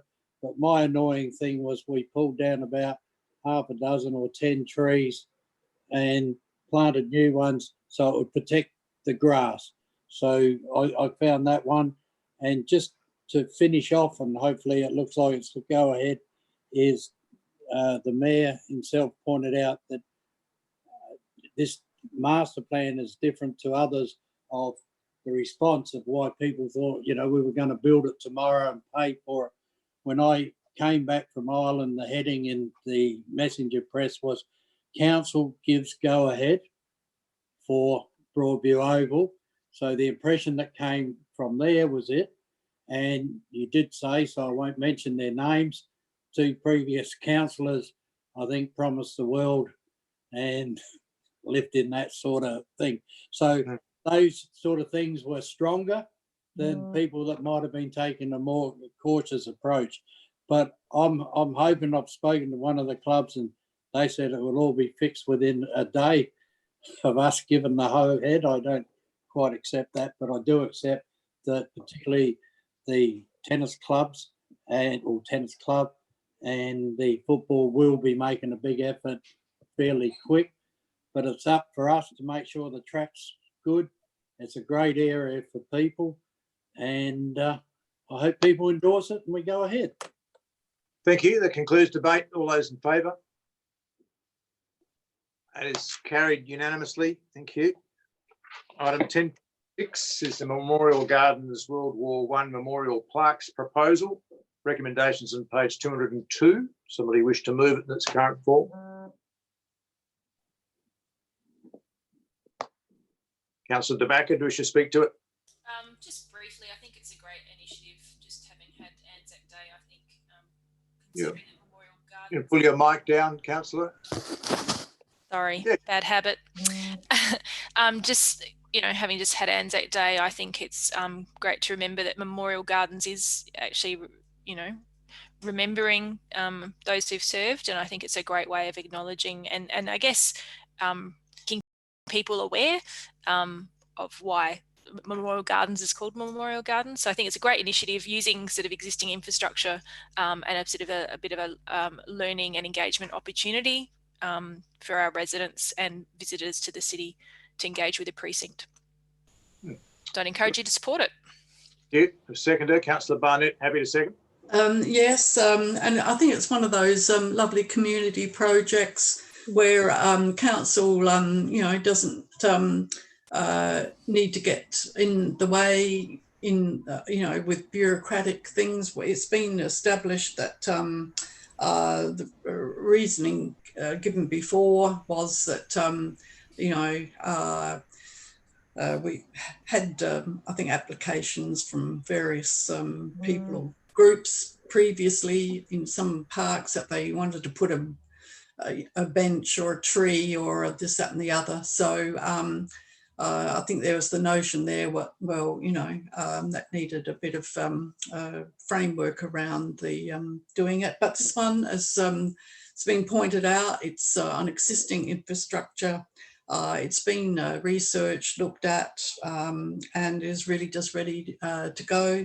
And I'm sure the history group will not be backward in applying for any appropriate funding for it. Thank you. Any further speakers? Councillor Groot. Thank you, Mayor. I just had a question in relation to the installation of the plaques. I'm fully supportive and will support the motion. In the letter from the local history group, the cost was indicated about $1,400. Can I just ask maybe for a staff or a director or CEO to respond to how much it would cost if council actually just installed them? I wouldn't have thought it'd be a big job.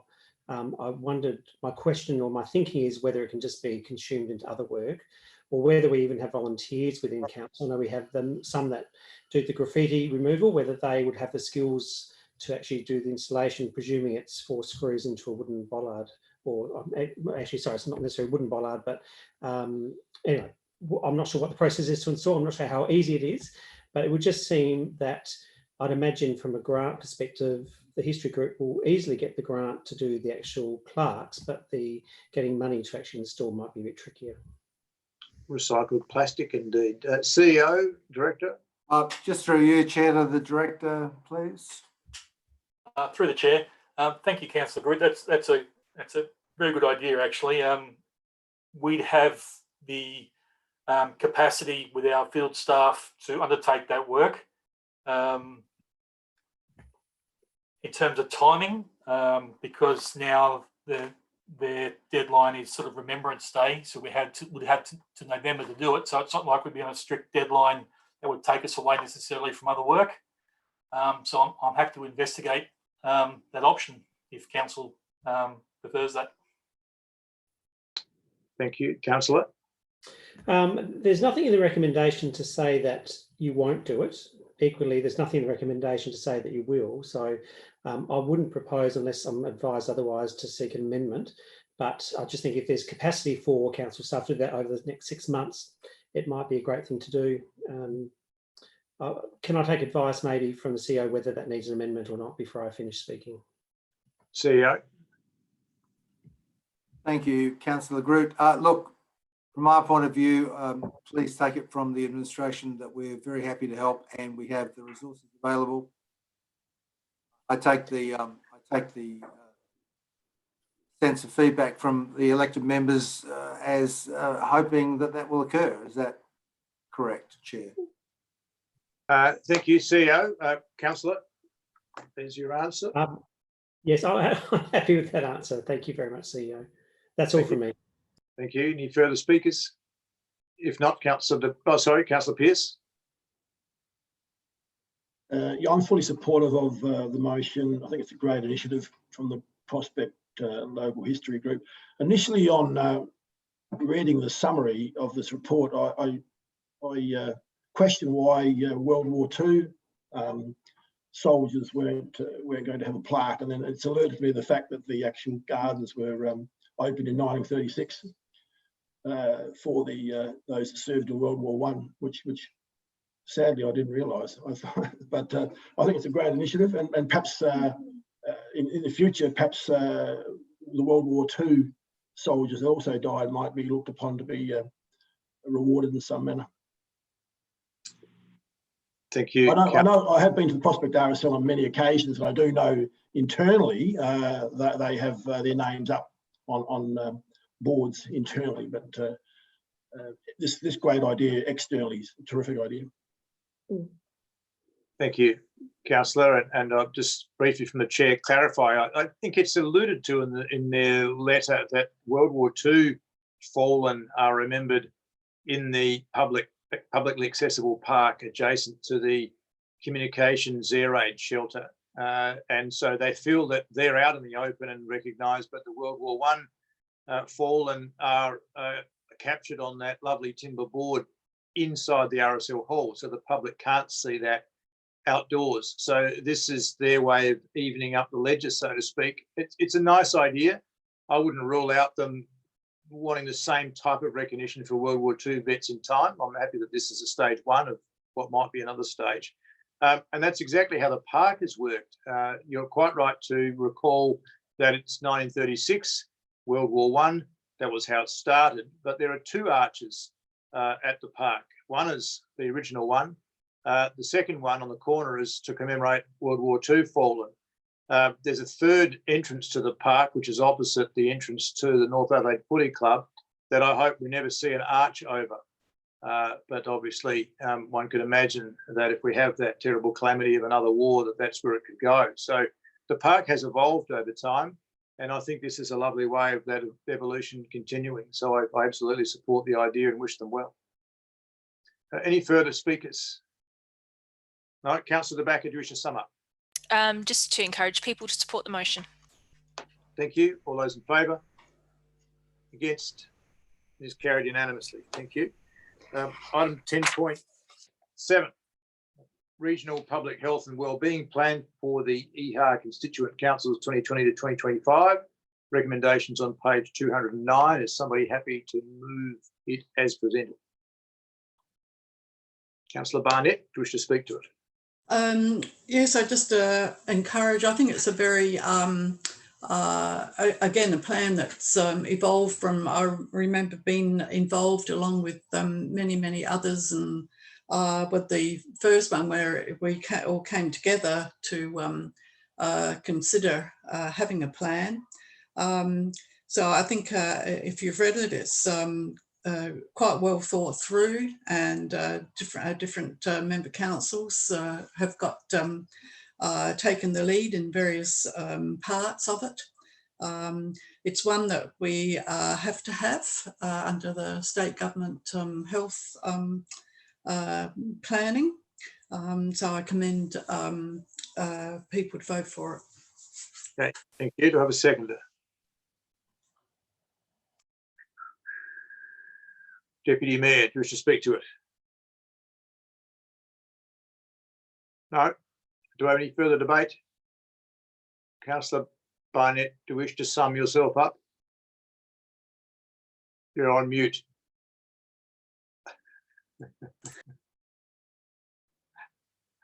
Now you speak. Got too many technical things here at the moment. Yeah, so just encourage people to vote for it. Thank you. It concludes debate. All those in favour? It's carried unanimously. Thank you. Item 10.8, the East Waste Draft Annual Plan 2020 to 2021. Somebody happy to move it in its current form? Councillor Barnett, wish to speak to it?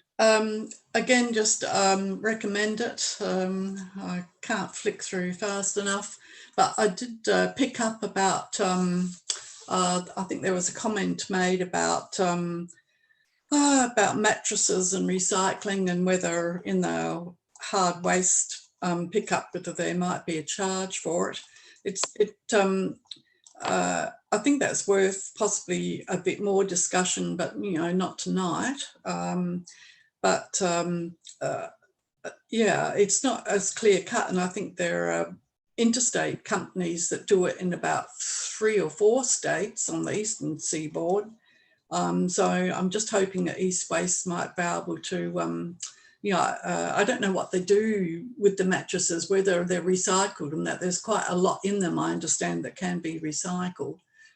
So I just flagged that as something to be, perhaps somebody from East Waste can give us some more information later on, but I'm happy with the plan. Thanks. Thank you. Do I have a seconder? Councillor De Backer, do you wish to speak to it? No. Do I have any further debate? Councillor Ripp. Yeah, I know that obviously with the this is obviously for the annual plan for East Waste, but I just wanted to check if council have received any further correspondence from East Waste, since there was an article, I believe, in the Messenger published on the 15th of April that the recycling and green bin collections in 7 Adelaide councils could be suspended under an emergency East Waste plan. I'm just a bit concerned. I was obviously concerned to read that. I'm not sure if you'd seen that, but they were looking potentially at different options. Have we heard any more from that, or anything about East Waste about altering services moving forward? CEO. Through you, Chair, can I just refer that again to the Director of Infrastructure, who is on the board of East Waste? Thank you, Simon. Through the Mayor, thank you, Councillor Ripp. East Waste identified a contingency plan, of which one of the worst case scenarios would be the cancellation of services. That's a worst case scenario. Obviously, the last week or so, or last couple of weeks, the COVID situation in South Australia has improved significantly. What East Waste have asked each member council is if, as another scenario, that they could start collecting earlier than the allotted time that they're allowed to at the moment. Again, that was a scenario just in case. We don't believe that they'll be having to go to that stage. In terms of non-picking up, we don't think that's going to be an issue, but it is an option if it got a lot worse. Okay. You, Councillor. Yeah, no, look, just wanted to seek some clarification on that. I thought there could be also some sensationalisation around that. So if it's just been looked at as a potential worst case, and I'm comfortable with that. No surer way to get a sensational headline than talk about rubbish. Any further debate? If not, Councillor Barnett, do you see any need to sum up? You're on mute. I know, sorry, no. No further need to sum up about it. Okay, that concludes debate. All those in favour? Against is carried unanimously. Thank you. Item 10.9, Strategic Sites Program. Recommendations on page 298. Somebody happy to move it in its current form? Councillor De Backer, do you wish to speak to it? Yes, I would. Look, I think this is a great strategic document that addresses some of the core challenges I think that we've got in the city. I think one, given the possible, well, definite slowdown in some of the development that might be happening, but also attracting stimulus money and connecting the dots. And I think this is really what it is. And if you look at the sort of financial and resource implications on page 304, it said it is proposed, spelt typo as well, proposed it, to develop strategic site promotional document at a cost of $4,000, which, you know, seems to be all well and good. But I think it's you know, documents are great, but it's almost, I go back to pictures. It's actually about creating visions for people that, you know, own land and connecting them up with people that want to invest. And it's investing in our vision. And I think this is where we're forward thinking with our strategic plan is going to be really important, to give people a reason to buy in and support that vision. I'm also really cognizant of when we're doing these kind of developments, we're talking about community housing or, you know, there's women's shelters, things like that. I'm really cognizant of that we're creating places for people. I really don't like labeling people, but it's accessible housing for all. And I'm hoping that the kind of developments they're looking at are actually looking at encompassing different demographics in one development. I think that's a really healthy way to approach things. I don't know if the funding models work that way, but certainly I think that's certainly a best practice. So I'll be interested more about reading about the progress of the plan. So I encourage you to support it. Yep, thank you. Do I have a seconder? Deputy Mayor, do you wish to speak to it? Yes, I am already unmuted. Good. Look, I like the idea of this and agree with Councillor De Backer. I found the report that was presented to us confusing. I couldn't work out whether it was telling us something or asking us something. A couple of things I would have liked to have seen would have been a little bit more meat on the bones. So, for example, the strategic site program would aim to, and there's a series of dot points, unless these dot points that sit below that on page 300 are linked to something else which goes on to elaborate a bit more around all of these fairly lofty goals. It leaves me wanting to know a little bit more. This is the what, but I'm looking for the promote quality urban design outcomes in prospect by blah, blah, blah, blah, blah. Explore affordable housing options because da, da, da, da, da. Ensure affordability and socioeconomic balance in projects because. So I find it a little bit lacking in content. I can understand it with the level of information that's in there, but I would have liked to have seen more. So maybe it does link to a more detailed document, but if it doesn't, then I would like to see more because I'm interested in this kind of stuff. Second of all, I understand that we're looking to invest this money into this program or the strategic program, and it will feed into achieving a 1% growth in the rate in the commercial sector. I'd like to know what our expectations are if we're putting money into this. What specifically would we like to see as a goal as a result of this program? If you're embarking in any sales or marketing campaign that you're going to spend money on in any business, then you generally have an idea of what outcome you're looking for, and you can match the outcome that you achieve back against what you project to see how successful it is. So by saying that this will help achieve a 1% growth is okay, but again, I think it's lacking in a little bit more detail about, you know, does this mean an extra $25,000 worth of rate income in 2021? You know, why are we actually spending this money? Because, you know, everything we're doing in this space could lead to, you know, achieving that 1% growth goal. But I think it's reasonable to suggest that it could be broken down a little bit more and a little bit more sophistication put into the expectations, because it's going to be very difficult to measure this statistically. So anyway, it sounds like I'm bagging it, and I am to a small degree, but I am supportive of it. But I think the report or what we've been presented here is a bit lacking. Thank you. Councillor Barnett.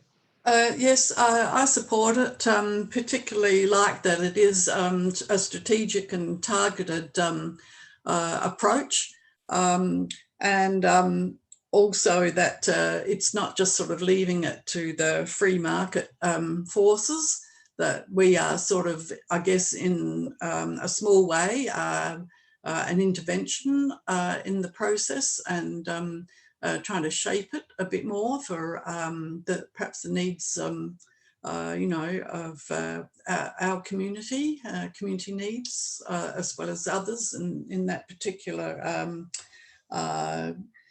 area, which I think with the, you know, COVID-19 and all that, it's most probably perhaps throwing a bigger spanner into what's a fairly complex area. So I'm pleased to see this approach.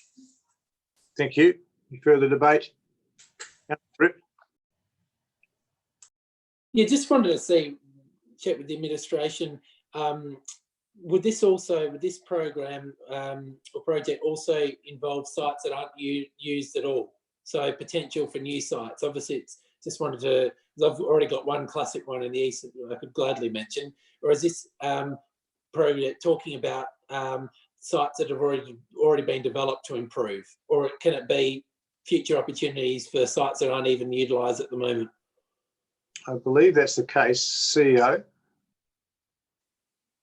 Thank you, Chair. I might refer that to Director Hannaford, who wrote it. Yes, through the Chair, Chris Hannaford.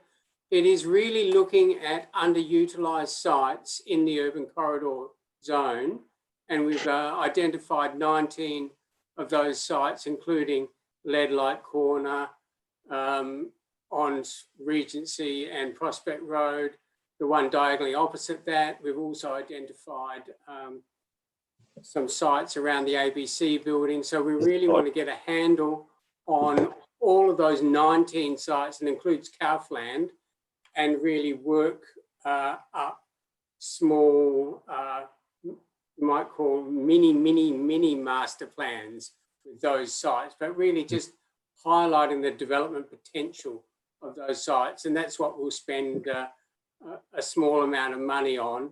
And again, that'll be aimed to really try and get some extra growth into the market and really attract the money into Prospect.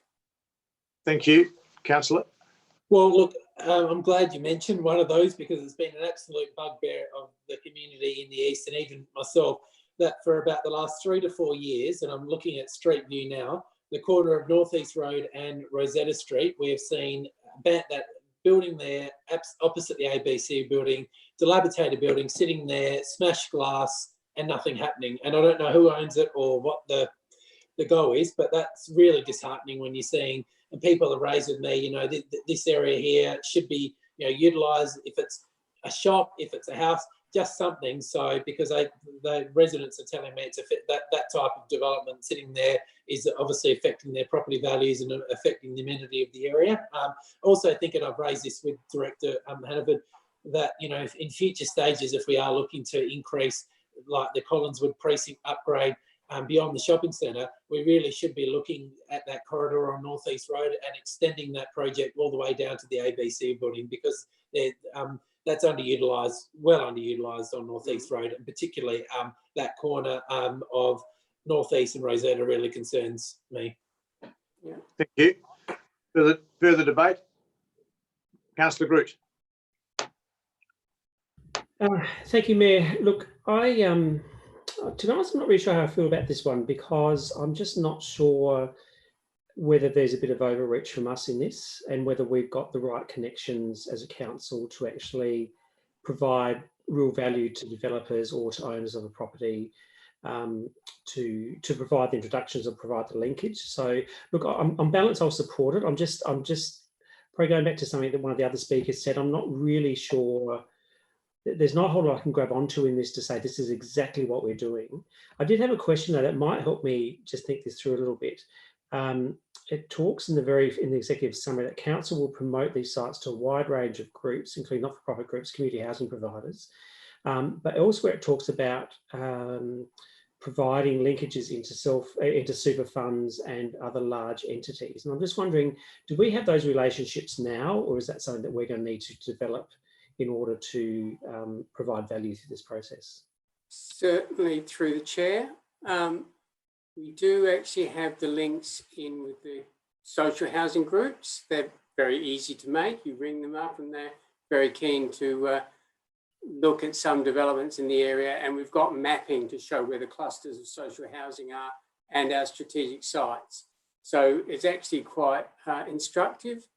But linking back to your question about super funds, the CEO has quite a few connections in that area. So I suppose this program, we'd be working with our planners, the economic development people, and through the CEO, and we're going to set up, we have already been setting up a range of meetings in that area. We've just been stopped in our tracks by COVID, but I think I suppose that was a reason for putting this report up, to basically say we're still progressing on this front. And I think we've got the expertise in council to actually achieve some of those outcomes. It'd be nice to have more money to be able to, I suppose, encourage more environmental outcomes. But I suppose we can point people to key environmental documents and, you know, green property developments and those kinds of things to actually encourage that kind of environmental development. That's the one thing where I think we haven't got the leverage. But I think on all the other fronts, we have got leverage, we just haven't got a lot of money. Thank you. Councillor? Yeah, I think my word of warning is if council are going to be actively involved in connecting developers, property owners, landholders, super funds, and we get a really ordinary design outcome or we get a very poor environmental outcome, that's partly on us. Now, technically it's not, but perception-wise it will be. So I think we need to be very, very careful about how we proceed with that. That's my reservation for this. I think the intent around trying to create more opportunity is a noble one we should absolutely pursue. I think we need to be very, very careful that we don't end up with saying, you made that deal happen, and it's a tilt-up concrete box with 20 square metres per apartment with 30 apartments in a very small, you know, footprint or whatever it might be, saying that's not desirable. So I think we just need to be really aware of that. So look, I'll support it on the basis that obviously we want to do it. I think the intent is right. I'm just nervous about some of that detail around our involvement, whether it's overreach, whether we've got the right connections, and whether we want to defend the outcome. Thank you. Further debate? Okay, back to Councillor De Backer, if you wish to sum up. Look, thank you for everyone's valuable comments. I think it's probably raised more concerns than enthusiasm, and hopefully the director and the CEO are taking notes, because I think certainly the community has an expectation that we're going to get quality design, and I had that written in big letters, and we actually want to get quality outcomes for the precinct.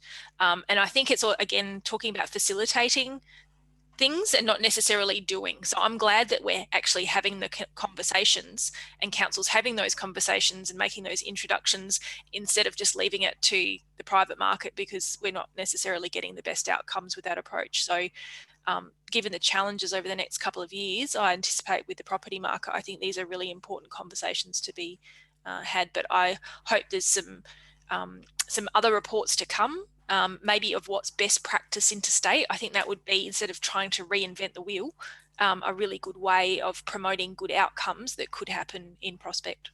So I encourage you to support the motion. Thank you. That concludes debate. All those in favour? Against? Carried unanimously. Conviction closing speech, obviously, Councillor De Backer. 10.10, local government domestic violence initiatives, the recommendations on page 307. Anybody happy to move it in its current form? Councillor Barnett, do you wish to speak to it? Yes, I'm very happy to move this, and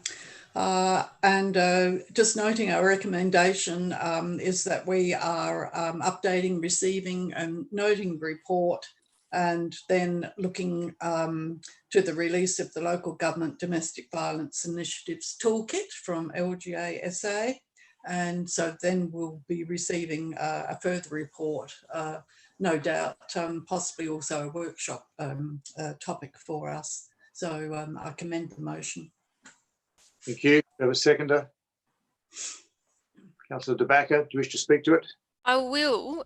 Look, I've been looking for movement in this space for a long time, as have other elected members. And I must say I was quite underwhelmed by the report, because it's a report about a report and it's under reports for decision. And I was quite underwhelmed with the actions.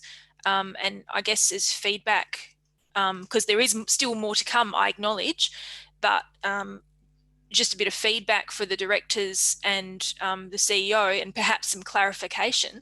There doesn't seem to be any actions for the community. So there seems to be a bit like we had the white ribbon breakfast for many years with no visible actions, but we're having in-house training, and I think that's all good. But I'm just trying to work out how we're actually reaching out to our community. What resources do we have online? Now, unfortunately, given the COVID-19 situation, we've been aware, and I hate to think, but it's probably true, we've got increased concerns amongst families in our community. That often leads to domestic violence, neglect, alcohol abuse. And I don't know why some of those helplines aren't available as part of our COVID-19 information. So although this is referring to a toolkit, which is being delayed, and we're looking at some actions vaguely, I'd really like us to take initiative and do what we can to get some information out there to our community. We've got a community notice board in front of Chibo's that is sitting empty, which drives me nuts. People do leave the home, maybe to get a coffee or something, whatever. If we can just say, look, the council's there for you, these are services that are available for you, I think, they might be able to connect with the right people, the right services. So if we can see some more visible action for our community, I'd be more reassured with this motion. Thank you. Councillor Harris. Yeah, the reason I didn't try and get my hand up quick to try and move and second it, because I was a little bit disappointed. Now, I'm not disappointed with what we're going to do as a workplace to look after each other and that. So those sort of things, I'm happy, and I wish the LGA moved quicker, but virus maybe is the reason it doesn't. My concern was it's almost a report that's a report on the last report, and I think about the last sentence I said, I think as we left it, is I would like to sort of be part of a thing with management, and I also asked for one of the other councillors that perhaps we could be talked to with some of our ideas, because none of those ideas I was thinking of anyway are in this thing, because I think it's very good to look after each other, but we're also a part of a community, and this shutdown that we have is correct. What Alison has said, it's increased, and I don't know how much because I'm not a percentage person, but it has increased the situation of people being locked in the house of the children. I was speaking to a headmaster today, got a similar report, how the kids were glad to be back at school for other reasons, which she couldn't tell me. But there's things, and our library's not open, but signs in the toilets and the accesses, and there's things that we can do to protect people apart from just wearing a white ribbon. There's things we can do apart from, and I think it's very important we do, protect our women and men that work for us in their work environment, and us as councillors in our work environment. I think that's very, very important. But we do have that role to try and do something to help people out in the streets in the area. So I am going to support it. There's no way I'm not going to support it, but I am that disappointed that I think we don't have to wait for a toolkit from the LGA. A lot of things have changed because of the virus, but put that to one side. We don't have to wait for other people to start to do some ideas. And I know we can't see them, but my little mate, Nathan, he's around here somewhere, I think, on air. When we spoke ages ago and we were sitting on council and we talked about, which I never knew, husbands and wives or mothers and fathers that would use our library as pickup points and of swapping children. Very terrible that it had to happen. Apparently it happens. And most probably still going to happen afterwards. So our staff and maybe notices for those mothers or the husband can be in the appropriate toilets for help and that. So there's just whole lots of little things that we can do to save, at the worst thing, the situation down the South Coast. So I'm still going to vote for it, but I am a little bit disappointed, and I feel, and hopefully directors are listening, we can try and do some more things when our premises open. Thank you. Thank you. Any further debate? Councillor Pearce and then Rip. Yeah, look, I take all those comments on board that people are disappointed, but in support of the director and the author, it's really just following up on a resolution made at the February meeting. So that was the resolution of the meeting, that the report be presented to the April meeting on issues that can be undertaken in line with the LGA toolkit. So be it. Thank you. Councillor Rip. Yeah, look, I'll go obviously to the earlier speakers. I understand that report obviously was due back this month. I just felt it was, I was disappointed with the report in terms of the recommendations. I think if we've had 2 months and we're going to come back and it's just a report on the report to upon the release of something, to me that's disappointing. It's a bit, I mean, it's great obviously with staff training, but it's a bit like the recommendations to me are a bit lackluster. So look, I know the wording's not perfect, but I'd like to propose an amendment. And look, if it can be improved, by all means, happy to hear the feedback from other councillors. But point 3, a report, and I'll read it out, but then I'll come back to the staff and give them the chance to type it. But a report to come back by the June 2020 council meeting on the direct actions the City of Prospect will be taking to engage our wider community on domestic violence initiatives and prevention. So I can read it out a bit slower. Yep. So a report to come back by June 2020, or sorry, a report to come back to the June or by the June 2020 council meeting on the direct actions the City of Prospect Council will be taking to engage our wider community on domestic violence initiatives and prevention. Is that something? Can I just ask you, Councillor, the use of the word will implies that we haven't done anything yet.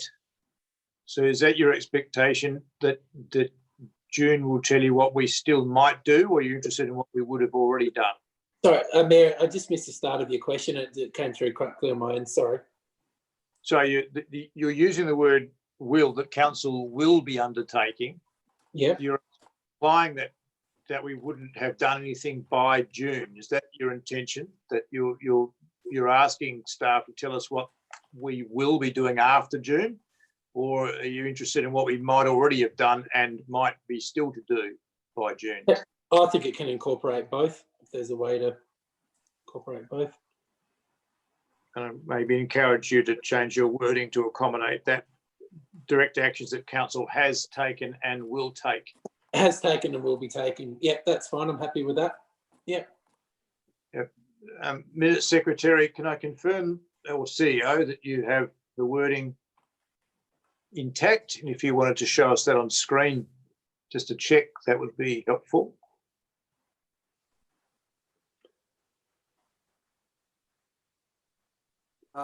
Yes, sure. Chair, through you, Jazz, if you can put it up. There we go.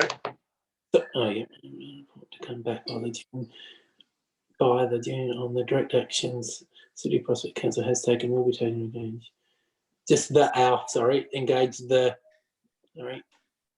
will be taken to engage the wider community. Yeah, I'm happy with that.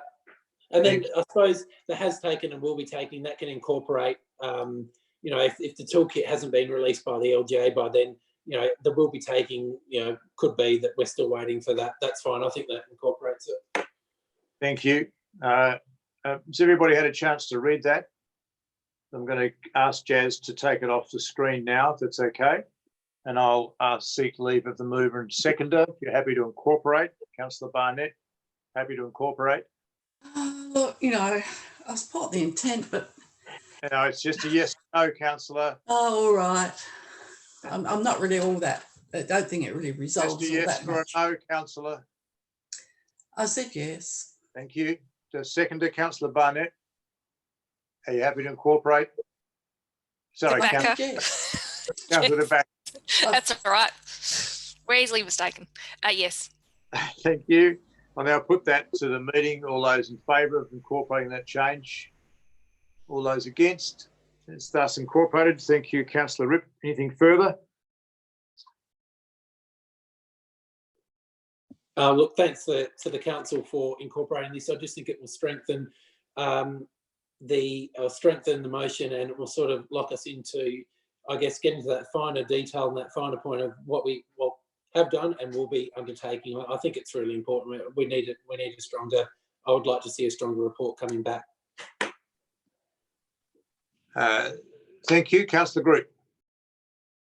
Thank you, Mayor. Look, I just want to make a similar point to one other councillor, which is we asked for this report to come back, and council staff were obliged to come back even if they had nothing to come back with. So I just want to make that point. My criticism is certainly not for the author or the staff for bringing this back, but more so for the Department of, who is it, Social Services and the LGA. Like, I'm just not sure what's been happening in terms of getting this developed, and COVID is not a reason for this one because this was due to be finished at the beginning of this year. So my question is, do we know why it's been delayed, and whether there's a blockage that can be unblocked?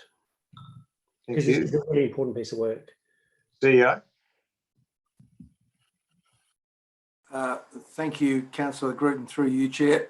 No, we're not aware. We're chasing it. The commitment to the White Ribbon program, just to let Council know, has been somewhat diverted because of COVID-19, and advice I've had as CEO that our people need mental health help and a program. So it got somewhat diverted. We're still on that path, and we'll be pursuing LGA in terms of the toolkit. That's all from me. Thank you, Councillor. Any further debate? Councillor Nguyen. Yeah, while we wait for the toolkit to be released, I think council should, you know, we can be proactive in doing something. I'm happy to put my hand forward, and I know that Councillor Harris will too, you know, come together and discuss, and we can just, you know, start the discussion and see what we can do in the meantime, to just wait for the toolkit to be released and not do anything. I think, you know, that there is definitely opportunities for us to be proactive in this space. Thank you. Just briefly from the chair, I know the staff are listening, perhaps not the author of this report, but certainly the director and CEO is certainly listening. This is a matter of concern to all of us, and I know there's a number of elected members who are quite sensitive about it. And I'm disappointed, like you. I've made the comment behind the scenes that this isn't advancing very far. I think just some feedback, and I'll perhaps be a little harsher than others have been. The report talks about a lot of things that could be considered. It doesn't confirm that any of these things have been considered, and I'm kind of a bit disappointed about that. 2 months is enough time to consider a matter and work out whether we should do it or not. And that's not in this report. This matter has been raised many months ago, and it's not a new matter. So I'm surprised that there hasn't been more achieved in this space. Some of these things cost money, but others are free and others can be done quite quickly.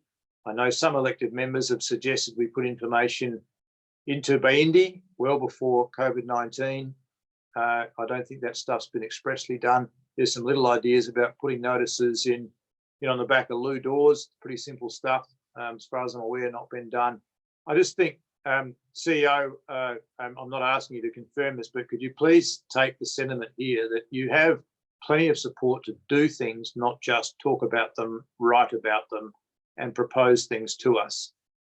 It's pretty clear what people want to see happen, and I hope that you take up the offer from Councillors Nguyen and Harris to spend some time talking about some ideas, and perhaps there might be others interested as well, to get some small stuff happening, small stuff in places that can make a difference straight away. I think there's some simple wins. Some of the things in the report are more complex. I think there's a lot more that can be done that's pretty simple. So words of encouragement and kind of expressing some disappointment. Any further speakers to this item? If not, Councillor Barnett, do you wish to sum up?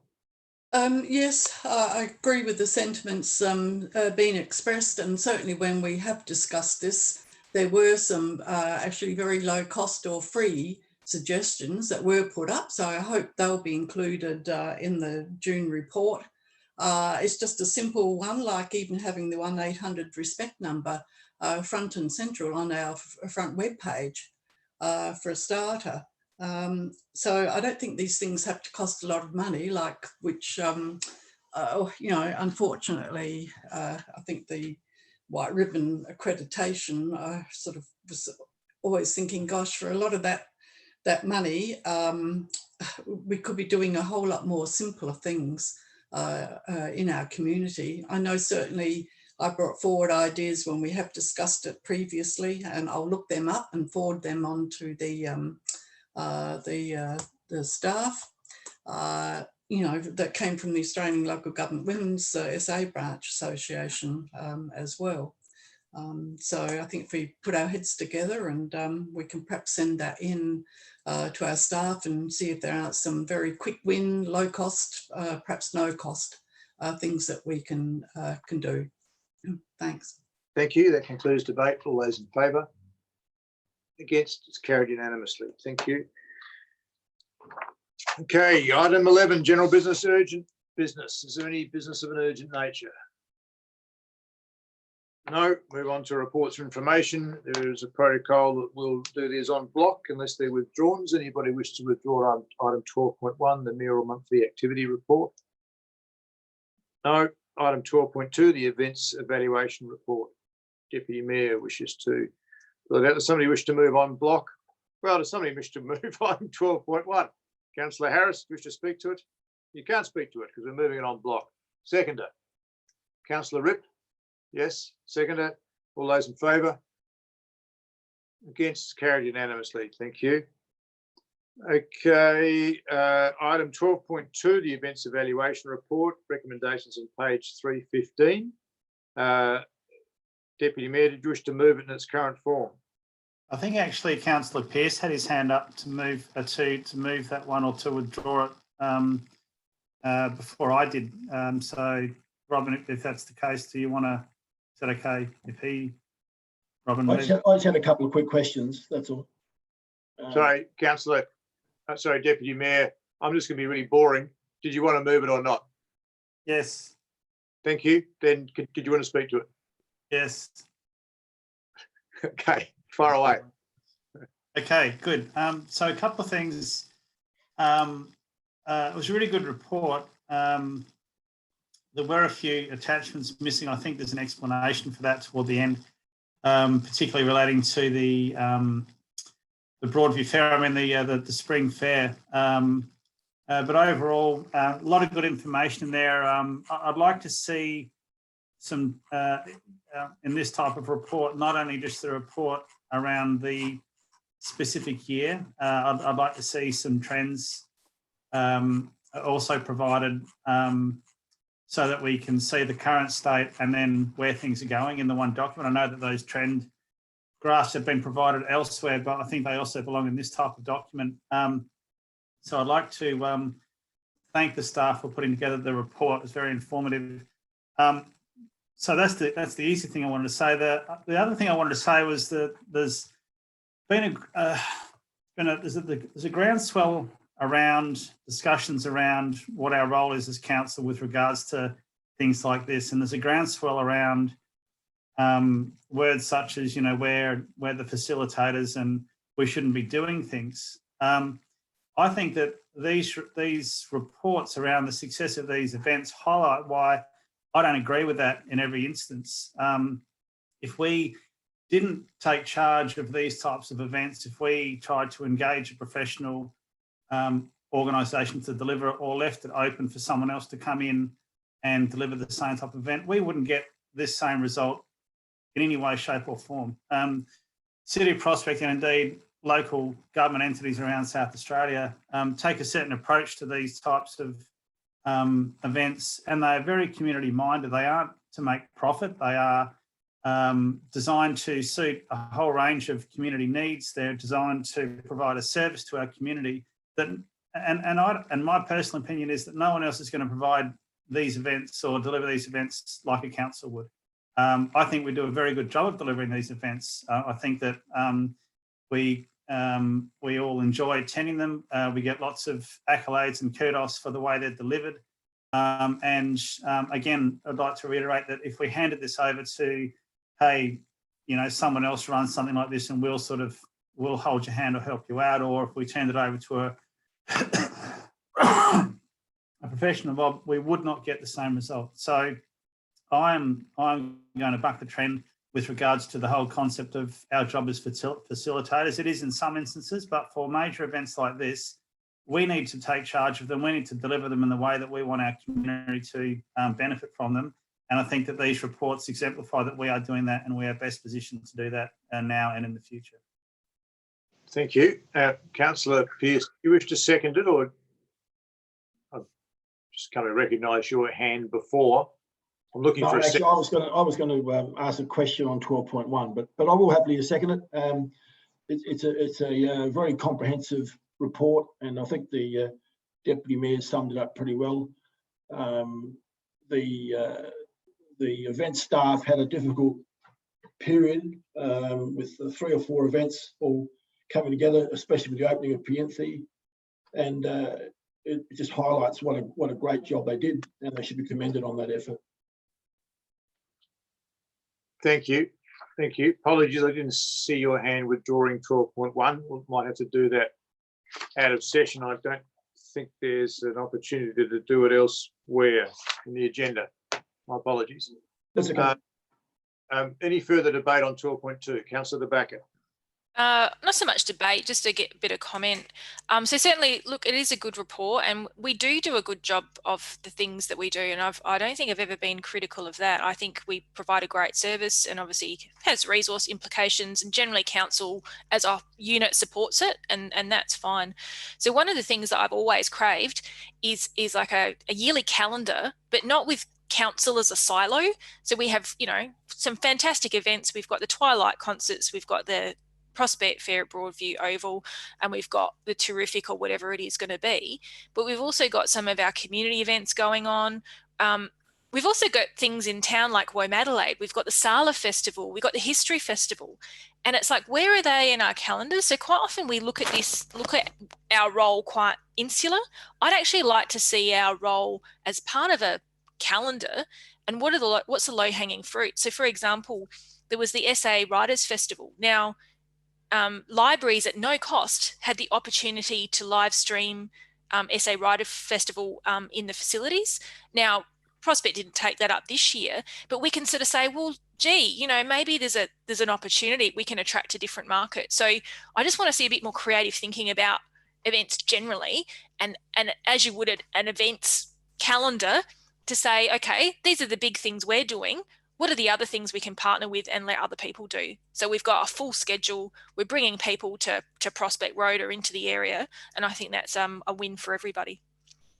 So it's more of a commentary. Yep, thank you. Any further debate? Councillor Nguyen, then Barnett. Just want to take this opportunity to thank the volunteers. They've contributed 867 hours. That equates to a lot of money. I think, you know, they're the backbone of these programs. We don't have the resource as a small council. We don't have that resources. So without them, you know, these events, these programs won't be as successful, I don't believe. So just wanting to, again, use this opportunity to you know, pass on that we do appreciate their hard work.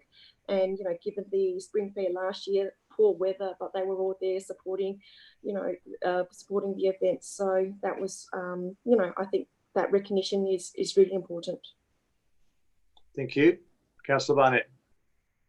Yes, just ditto previous comments, and our staff worked in those areas, and cross council staff above and beyond with all the empathy celebrations, and I think that our community certainly responded to that. So I think there's, as we've seen in some of the, with regard to comments about the terrific, that council has taken in-house and not, you know, spent some of the more perhaps expensive event dollar by outsourcing, but we had to do that at the very start of terrific. And so we had like the professional person that I think we actually, if I'm correct, poached from the city of Unley. You know, we've been learning here. Our staff have. They've you know, we've got staff that have now the, you know, the experience and the expertise and the contacts to pull all these things together. But that's not denying that we don't have, we can't use community strengths. We use that in volunteering, you know, and I'm sure our staff have contacts in our community that can also be assisted. We're looking at what we call a community strengths-based initiative, and, you know, build more upon that. We have it with our PAN network, our, you know, the arts network, and that. So I think we've seen what can happen with the community choir. So yeah, I think that it's all working together for the common good and enjoyment of our events. Yep. Thank you. Any further debate? Just from the chair to concur with virtually everything that's been said. A really good event season, a very challenging event season. I think weather-wise, probably the most challenging I've seen in my time as mayor. A really cold and blustery setup for the spring fair, saved at lunchtime, thankfully, when it calmed down just enough to keep your serviette in your hand, but really hard to set up. And I commend the staff for wearing spiked boots to get around on the day beforehand, and using their fat lazy dogs to hold down marquees in the breeze. That was pretty tough, and still getting a good crowd. Terrific was I think the coldest we've had. We've specialised in having really hot ones. I think we had 41.5 degrees, the hottest stage start in history until last year. In one of ours, but this time it was really cool, which tends to keep people away. And we still had pretty reasonable crowds, I thought. And then the twilight concerts were also mild, and 2 nights were cold, and we still had good numbers there. So our events have a great reputation. I agree with the Deputy Mayor. We wouldn't achieve that reach nor reputation without having a really strong community feel to it, and the community reach that we've got with our promotions machinery that we use and pay for, no doubt. So I think these are important core events. Notwithstanding, I love our events grant system that builds on these events, but we have to have a core. And they do give us an opportunity to promote the city, and that promotion has been fundamental in changing the reputation of this city over the last few years. And the events play a very, very important role in that promotion.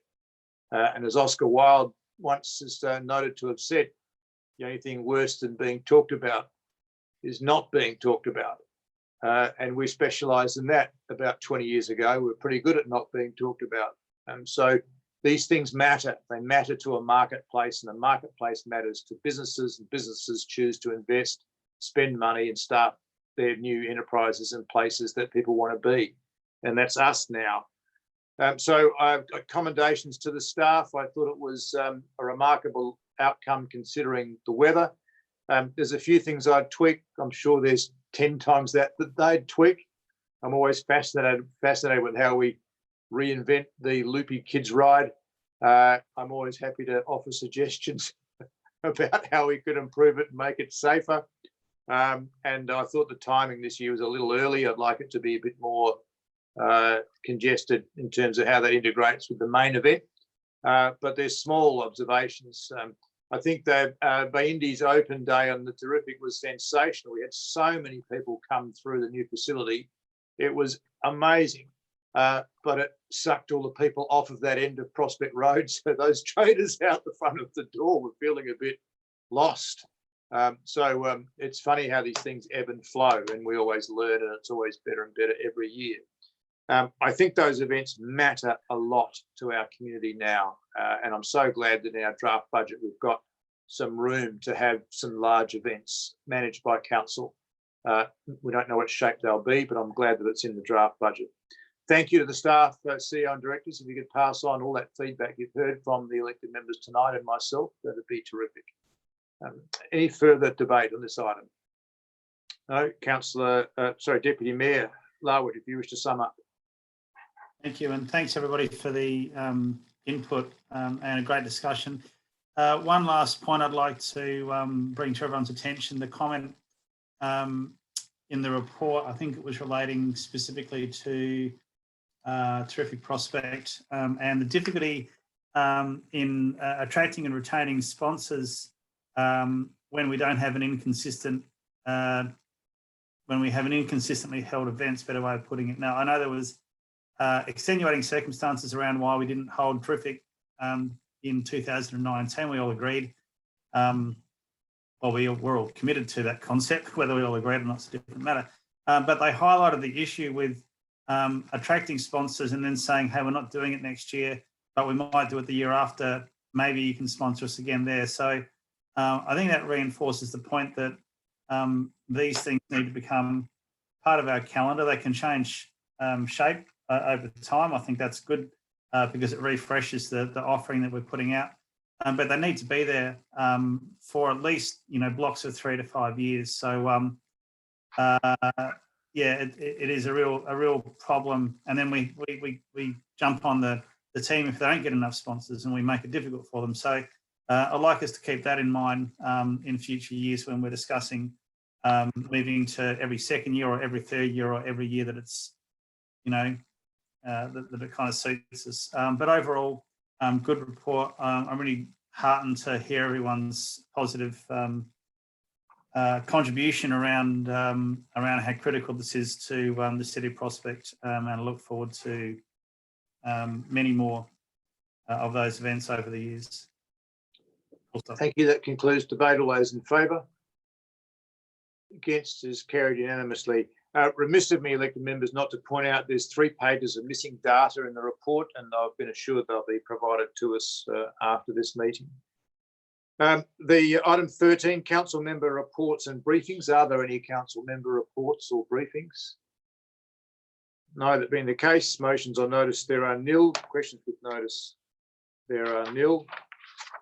We have a confidential item, item 16.1. Is somebody happy to move item 1 that we go into confidence? I'm happy to move that way, but just want to check how we're supposed, if there's a link to go into confidence.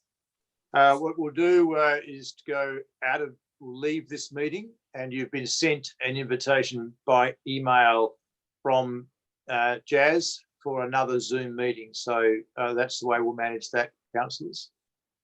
So moved by Councillor Ripp to go into confidence. Do you wish to speak further to that motion? Yeah, just also want to clarify, when we go into confidence, I haven't seen an email come through today with another link for the confidential item, so I'll have to have a look for that. Yep. But just want to see, when we come back out of confidence, do we come back into this meeting to actually officially close the meeting? CEO? No, that's not my understanding. Basically, it'll take a couple of minutes for us to set up the other meeting, and my understanding is that, subject to governance, that this meeting ends when we come to the end of that. No, we don't come back in. I've just heard.